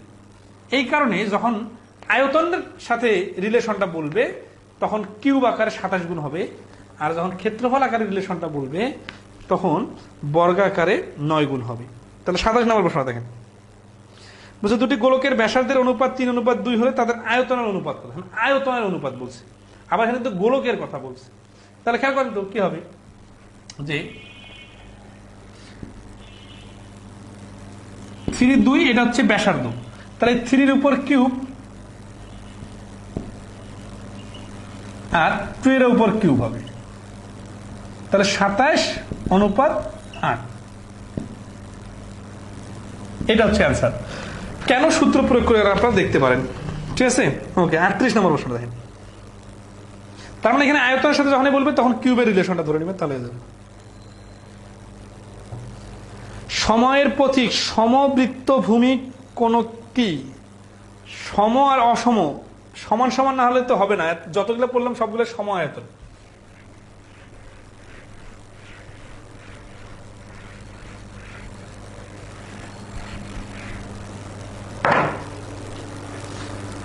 এই সমর বিষয় হচ্ছে কিরকম, ধরেন আছে যে মানে আপনাদের যখন এই যে ভুজ পাইছিলাম না, তখন একটা কথা বলছিলাম না, সুষম বহুভুজ। সুষম বহুভুজ মানে সবগুলা বহু সমান হতে হবে। তাহলে সমবৃত্ত ভূমি বলতে বলছে কি, দেখেন এই যে এখানে আছে না, এটা যখন আমরা ঘুরাবো তখন কিন্তু সব পাশে দূরত্বগুলো সমান হবে, এবং এখানে যদি কোনো পাশে ধরেন আছে যে আপনার সুন্দর মসৃণ করে যদি একটা সমান সব পাশে সমান সমান করে এইভাবে যদি কোণক তৈরি হয়, ওই কোণক, আর যদি আপনার একটা কোণক এরকম হয়, ঠিক আছে, যে ধরেন আছে যে সব পাশে সমান নাই, কিরকম বিষয়টা বোঝাই, মানে এই পাশে ছোট এইভাবে আছে আর এই পাশে অনেক বড় আছে এরকম, ঠিক আছে, হয়তো এক পাশে চ্যাপ্টা, এক পাশে অসমান আর এক পাশে সমান, তাহলে এটা তো সমবৃত্ত ভূমি হলো না। বৃত্তটার সমান হইতে হবে, মানে বৃত্তাকার হইতে হবে এবং ওই সমবৃত্ত আকারে উপরে উঠতে হবে, তাহলে ওটা সমান সমান হইতে হবে আর কি। আচ্ছা, নেক্সট আসি। 38 নম্বর হচ্ছে একটা ফুটবলের ব্যাস 10 ইঞ্চি হলে ফুটবলটির আয়তন কত? এই প্রশ্নটা প্রায় সময় বিভিন্ন পরীক্ষা আসে, জাস্ট সিরিয়াসলি মনে রাখবেন। ব্যাস হচ্ছে 10 সেন্টিমিটার, তাই না? তাহলে ব্যাস যদি 10 ইঞ্চি হয় তাহলে ব্যাসার্ধ কত? ব্যাসার্ধ হচ্ছে 10/2 = 5 ইঞ্চি। তাহলে এখন আয়তন চাইছে, তাই না? আয়তন মানে কি, 4/3 গুণন পাই আর কিউব, তাহলে 5 কিউব হবে, তাহলে 4/3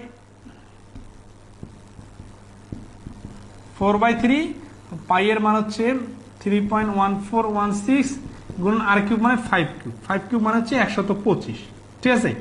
আচ্ছা, তাহলে এখানে এই 3 দিয়ে এটাকে কাটা যাচ্ছে না, একটু বেশি হচ্ছে। আচ্ছা, একটু বেশি আমরা মনে মনে নেই, একটু বেশি থাক। তাহলে 4 আর 125 গুণ করলে হচ্ছে 500 না, আর এখানে একটু বেশির কারণে এটা 500 পয়েন্ট সামথিং হবে, তাহলে 500 থেকে একটু বড় হবে। অপশনগুলোর মধ্যে থেকে দেখেন যে ঘ নম্বর অপশনে আছে 523.60 এবং 500 এর আশেপাশে আর কোনো অপশন নাই, তাহলে 523.60 হচ্ছে এই প্রশ্নের অ্যান্সার। আচ্ছা, তাহলে এরকম আরো কিছু প্রশ্ন আসতেই পারে, আপনারা সূত্রগুলো মনে রাখলে বুঝে যাবে, ঠিক আছে।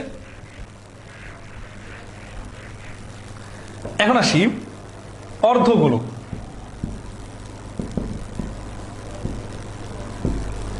অর্ধগোলক সম্বন্ধে একটু টাচ দিই। অর্ধগোলক বিষয়টা কিরকম, ধরেন আছে একটা ফুটবল আছে, ফুটবল অনেক সময় ফেটে যায় না, অথবা ধরেন আছে যে তাহলে এই যে ফুটবলটা দেখতেছে, এই ফুটবলটাকে যদি মাঝখান দিয়ে কেটে দেওয়া হয় তাহলে কিরকম হবে? টেনিস বল ফেটে যায়, দেখেন না, একটা হাফ টেনিস বল হয়ে যায়। অথবা সেটা আরো প্র্যাকটিক্যালি ভাবি, যে মোটা যে পাউরুটি গুলো আছে ছোট ছোট, এই পাউরুটি গুলা মনে করেন একটা মাটির উপর বসাই দিলেন, ঠিক আছে। তাহলে এই যে পাউরুটি আসলো, এই পাউরুটিটারকেই বলা হচ্ছে অর্ধগোলক, ঠিক আছে। আচ্ছা, এটা কিন্তু গোল আকারে, ঠিক আছে। তো এই যে অর্ধগোলক, এটার ক্ষেত্রে কি হবে? এটার ক্ষেত্রে দুইটা পয়েন্ট, আয়তন আর ক্ষেত্রফল। এই ক্ষেত্রফল মানে কোন ক্ষেত্রফল? এই ক্ষেত্রফল মানে সমগ্র পৃষ্ঠের ক্ষেত্রফল। আচ্ছা, এখন সমগ্র পৃষ্ঠের না হলে এখানে কিন্তু দুইটা পার্ট আছে, একটা হচ্ছে বক্রতল, একটা হচ্ছে সমতল। সমগ্র পৃষ্ঠের তাহলে আয়তনটা আগে বার করি। এটা গোলক যখন ছিল ফুল গোলক, ওইটার যে আয়তন যখন অর্ধেক করা হবে, তখন আপনার একটা টেনিস বল, টেনিস বলটা ধরা হচ্ছে উপরে আপনি একটু ফুটা করে পানি ঢুকাই দিচ্ছেন, পুরো টেনিস বলটাতে পানি ঢুকে গেছে, তাই না? অনেক সময় বল খেলতে খেলতে ফেটে যায়, পুকুরে যায়, পড়ে গেলে পানি ভিতরে ঢুকে থাকে। তাহলে ফুল টেনিস বলটা পানি ঢুকলে যতগুলো পানি ঢুকবে, এখন আপনার টেনিস বলটা ফেটে গেছে, এখন দুই পাশে অর্ধেক অর্ধেক হয়ে গেছে, তাহলে এই অর্ধেকের উপর পানি দিবেন, তাহলে এই অর্ধেকের উপর পানি ফুল পানির অর্ধেক পানি হবে। তার মানে তাহলে আয়তনটা কি হবে? আয়তনটা হবে এই যে ধরুন হচ্ছে হাফ ইন্টু কত, গোলকের আয়তন। গোলকের যে আয়তন তার হাফ হবে। তাহলে গোলকের আয়তন কত ছিল? 4/3 পাই আর কিউব। এইটার সাথে হাফ গুণ করলে এই 2 কেটে যাবে, 2 আর 4 কেটে দিলে কত হবে? এখানে 2 থাকবে। তার মানে বিষয়টা হচ্ছে এইটাই হচ্ছে অর্ধ গোলকের আয়তন আয়তনের ক্ষেত্রে। তাহলে বিষয়টা মানে আয়তন জিনিসটা আসলে প্র্যাকটিক্যালি লাগে কোথায়? আপনি প্র্যাকটিক্যালি ফিল করতে পারলে এগুলো কোনো ভুল করবেন না কোনোদিন। ধরেন একটা ফুটবল আপনি একটা জায়গাতে রাখবেন, একটা ঘরে বা একটা বক্সে বা একটা সেন্সিটিভ জায়গাতে যেখানে জায়গা খুব শর্ট আছে, অথবা ধরেন পানির ভিতরে একটা ফুটবল ঢুকাই দিবেন। একটা পানির ভিতরে ফুটবল ঢুকাই দিলে কতটুকু জায়গা দখল করবে? যতটুকু তার আয়তন ততটুকু। এখন দেখেন যে আপনি একটা ফুটবলকে ফেটে ফেললেন, ফাটা দিলেন, অর্ধেক হয়ে গেল, এখন নিচের দিকে আপনি টেপ লাগাই দিলেন, দিয়ে ওই এখন অর্ধ গোলকটা একখানে রাখতে যাবেন, তাহলে কতটুকু জায়গা দখল করবে? ফুটবলটা যতটুকু জায়গা দখল করছিল তার অর্ধেক জায়গা দখল করবে। ঠিক আছে, তাহলে এই কারণে এটা ফুটবলের আয়তনের থেকে অর্ধেক হলো। ঠিক আছে, এই যে উপরে 4টা 2 হয়ে গেল, কারণ ওই হাফ দ্বারা গুণ করে দিছি। আর এই সমগ্র পৃষ্ঠতলের ক্ষেত্রফলটা কিভাবে বাইর হয়? এই ক্ষেত্রে একটা জিনিস খুব ইন্টারেস্টিং, খেয়াল করেন যে এই অর্ধ গোলকটা বা অর্ধেক ফুটবলটা বানাইতে আবার কি কি প্রয়োজন। এইখানে এই নিচের দিকে যদি আমরা জোড়া দিয়ে দেই তাহলে তো একটা ফুল ফুটবল হবে। তাহলে ফুল ফুটবলটা যা লাগবে মাঝখান দিয়ে কেটে দিলে তার অর্ধেক হবে। কিন্তু সমস্যা আছে। সমস্যা হচ্ছে কিরকম? তো তখন না এই অর্ধ গোলকটাকে খেয়াল করেন, এরকম মগের মতো হবে, মানে এক পাশে ফাঁকা থাকবে। তাহলে আমরা তো দেখছি যে এতক্ষণ পর্যন্ত কোনো কিছু ফাঁকা থাকে না, ফাঁকা থাকবে। কারণ কি? অর্ধ গোলক মানে টেনিস বল একটা ফেটে গেছে, ফেটে যায় এইভাবে ধরে আছেন আপনি, তাহলে ওটা তো উপরের দিকে ফাঁকা আছে। তাহলে উপরের দিকে ফাঁকা আছে, ওই হিসাবটা বাদ দেন। বাকি যে বাঁকা অংশটা আছে এটার ক্ষেত্রফল কত? যেহেতু ফুল গোলকের ক্ষেত্রফল ছিল 4 পাই আর স্কোয়ার, তাহলে অর্ধ গোলকের ক্ষেত্রফল হবে 2 দিয়ে ভাগ করলে 2 পাই আর স্কোয়ার। তো যখন আপনি ফুটবলটাকে কেটে ফেলছেন তখন এই 2 পাই আর স্কোয়ার হচ্ছে, ঠিক আছে। কিন্তু এখন তো ফুটবলের যে নিচের দিকে ফাঁকা অংশটা আছে ওইটাকে তো ঢেকে দিতে হবে। কি দিয়ে ঢেকে দেওয়া যায়? এই যে ধরেন আছে মগটা যেমন একটা বৃত্ত দিয়ে এইভাবে ঢেকে দেওয়া যাচ্ছে, ওই অর্ধেক ফুটবলটার নিচেও একটা বৃত্ত দিয়ে ঢেকে দিতে হবে। তাহলে নিচের এই বৃত্তটার ক্ষেত্রফল কত হবে? তাহলে একটা বিষয় দেখেন, তাহলে সমগ্র পৃষ্ঠের ক্ষেত্রফল হচ্ছে, এটার জন্য একটা হচ্ছে বক্রতলের ক্ষেত্রফল,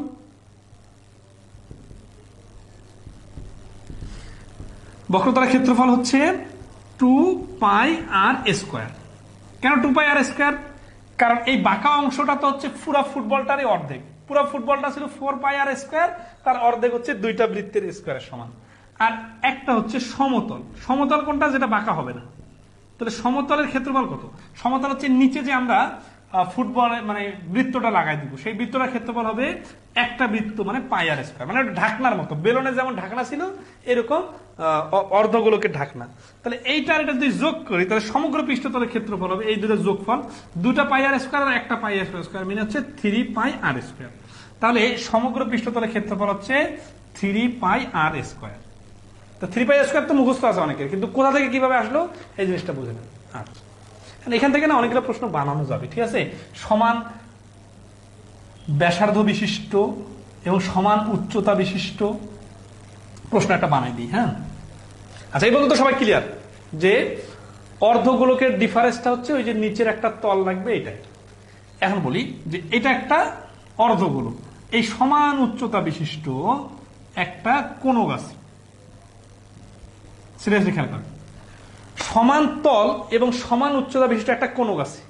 এখন প্রশ্ন হচ্ছে, এটা কিন্তু একটা ব্যাংকের রিটেলের প্রশ্ন আসছে, বাংলাদেশ ব্যাংকের অফিসারে মনে হয়, যে সমান তল এবং সমান উচ্চতা বিশিষ্ট একটা অর্ধগোলক এবং একটা কোনকের আয়তনের অনুপাত কত? তাহলে আয়তনের অনুপাত কত এটা আমরা বাইর করব। ঠিক আছে, ওকে। তাহলে কি হচ্ছে, এটা একটা প্রশ্ন বানাই দিলাম। হ্যাঁ, তাহলে সমান তল মানে হচ্ছে সমান ব্যাসার্ধ, সরি সমান ব্যাসার্ধ মানে আর, এটা আর। সমান উচ্চতা মানে এখানে এইচ, এখানে এইচ সেম। তাহলে এখন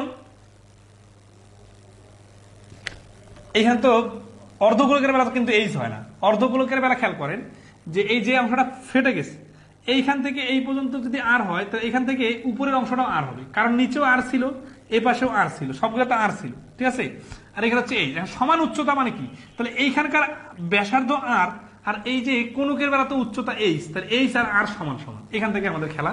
তাহলে আয়তনের ক্ষেত্রে চাইছে না, তাহলে এই অর্ধগোলকের আয়তন কত, 2/3 পাই আর কিউব। আর কোণকের ক্ষেত্রফল কত, কোণকের ক্ষেত্রফল হচ্ছে 1/3 পাই আর স্কয়ার এইচ। তাহলে খেয়াল করেন এখানে 2/3 থাকলো, এই যে পাই আর পাই দুই পাশে বাদ, এখানে আর কিউব, আচ্ছা আর কিউব পাই থাক এখনো।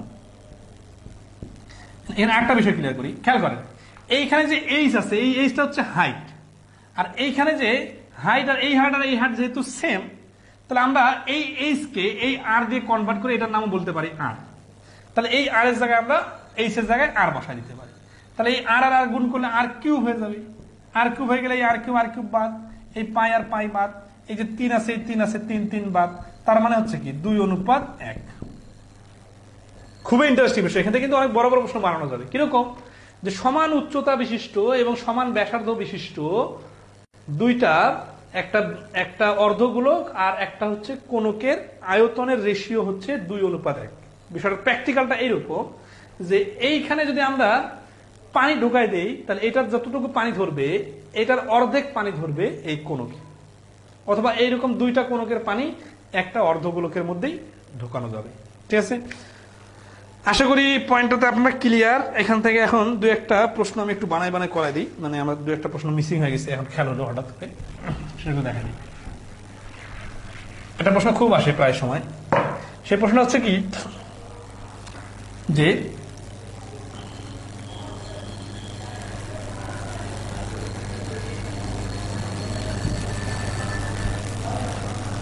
তিন, 4, 5, 3 মিটার, এই প্রশ্নটা কিন্তু অনেকগুলো পরীক্ষা আসছে।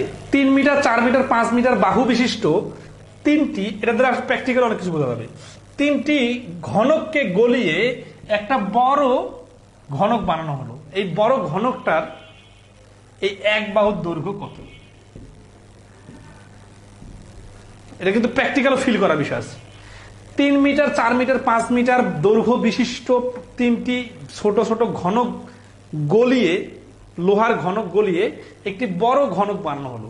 বড় ঘনকটাকে আসলে সেটা আরো প্র্যাকটিক্যালি ভাবি, এরকম ছোট ছোট তিনটা হাতুড়ি আছে না, সোনার জিনিস আমরা ছোট ছোট ভেঙে বড় করি, এরকম আর অনেকগুলো ব্যাপার থাকে। ঠিক আছে, তো এখানে হচ্ছে যে কত হবে, তাহলে এটা সিস্টেমটা কি? সিস্টেমটা হচ্ছে আসলে এগুলোর হিসাবটা ক্যালকুলেশন হয় এইভাবে যে এইটার আয়তন, এটার আয়তন, এটার আয়তন, এই তিনটা আয়তন যোগ করে ওইটার আয়তন, এই তিনটা আয়তনের যোগফল ইকুয়াল টু হচ্ছে এটার আয়তন। তাহলে এখান থেকে আয়তন বাইর করার সিস্টেম কি? আয়তন বাইর করার সিস্টেম হচ্ছে, এটা তো 3 হচ্ছে এক বাহু, তাহলে এটা এক বাহুর উপর কিউব দিলে এটার আয়তন বাইর হবে। তাহলে 3 কিউব, 4 কিউব আর 5 কিউব, আর ওইটার এক বাহু কত জানি না, মনে করি ওটার এক বাহু হচ্ছে এক্স, তাহলে এক্স কিউব। তাহলে এক্স কিউব সমান সমান 3 কিউব, 4 কিউব, 5 কিউব, এটা যদি যোগ করি তাহলে হচ্ছে 27, 64, 125। তাহলে 27, 64, 125 যোগ করলে 216। তার মানে এক্স কিউব সমান সমান 216। তাহলে এক্স সমান সমান কিউব রুট 216। কিউব রুট 216 মানে হচ্ছে 6 গুণ 6 গুণ 6। ঠিক আছে, অর্থাৎ cube root 6 cube, cube root আর কিউব কেটে দিলে 6। তার মানে এই এক্স এর ভ্যালু চলে আসলো 6। অর্থাৎ এই বড় ঘনকটার আয়তন হবে 216, আর এদের সবার আয়তন যোগ করলে হচ্ছে 216। তাহলে এখন এটার কিউব রুট দিলে এক বাহু হবে 6, অর্থাৎ বড় ঘনকটার একটা বাহুর দৈর্ঘ্য হবে 6 মিটার। তাহলে এই যে স্টাইলটা খুব ইম্পর্টেন্ট, যে এখানে কি বুঝলাম আমরা, এটা যেটা বুঝলাম যে আয়তনগুলোর যোগফলই হচ্ছে বড়টার আয়তন। তাহলে এরকম প্রশ্নে যদি এইভাবে বলে যে এখানে ঘনকগুলা বলছে, ঘনকগুলা না বলে এটা যদি বলে এটা হচ্ছে গোলক, তাহলে ছোট গোলকের ব্যাসার্ধ 3, তারপরে মাঝারি একটা হচ্ছে 4, আর আরেকটা বড় হচ্ছে 5 ব্যাসার্ধ। তাহলে হচ্ছে একটা বড় গোলক বানানো হলো, ওইটার ব্যাসার্ধ কত হবে?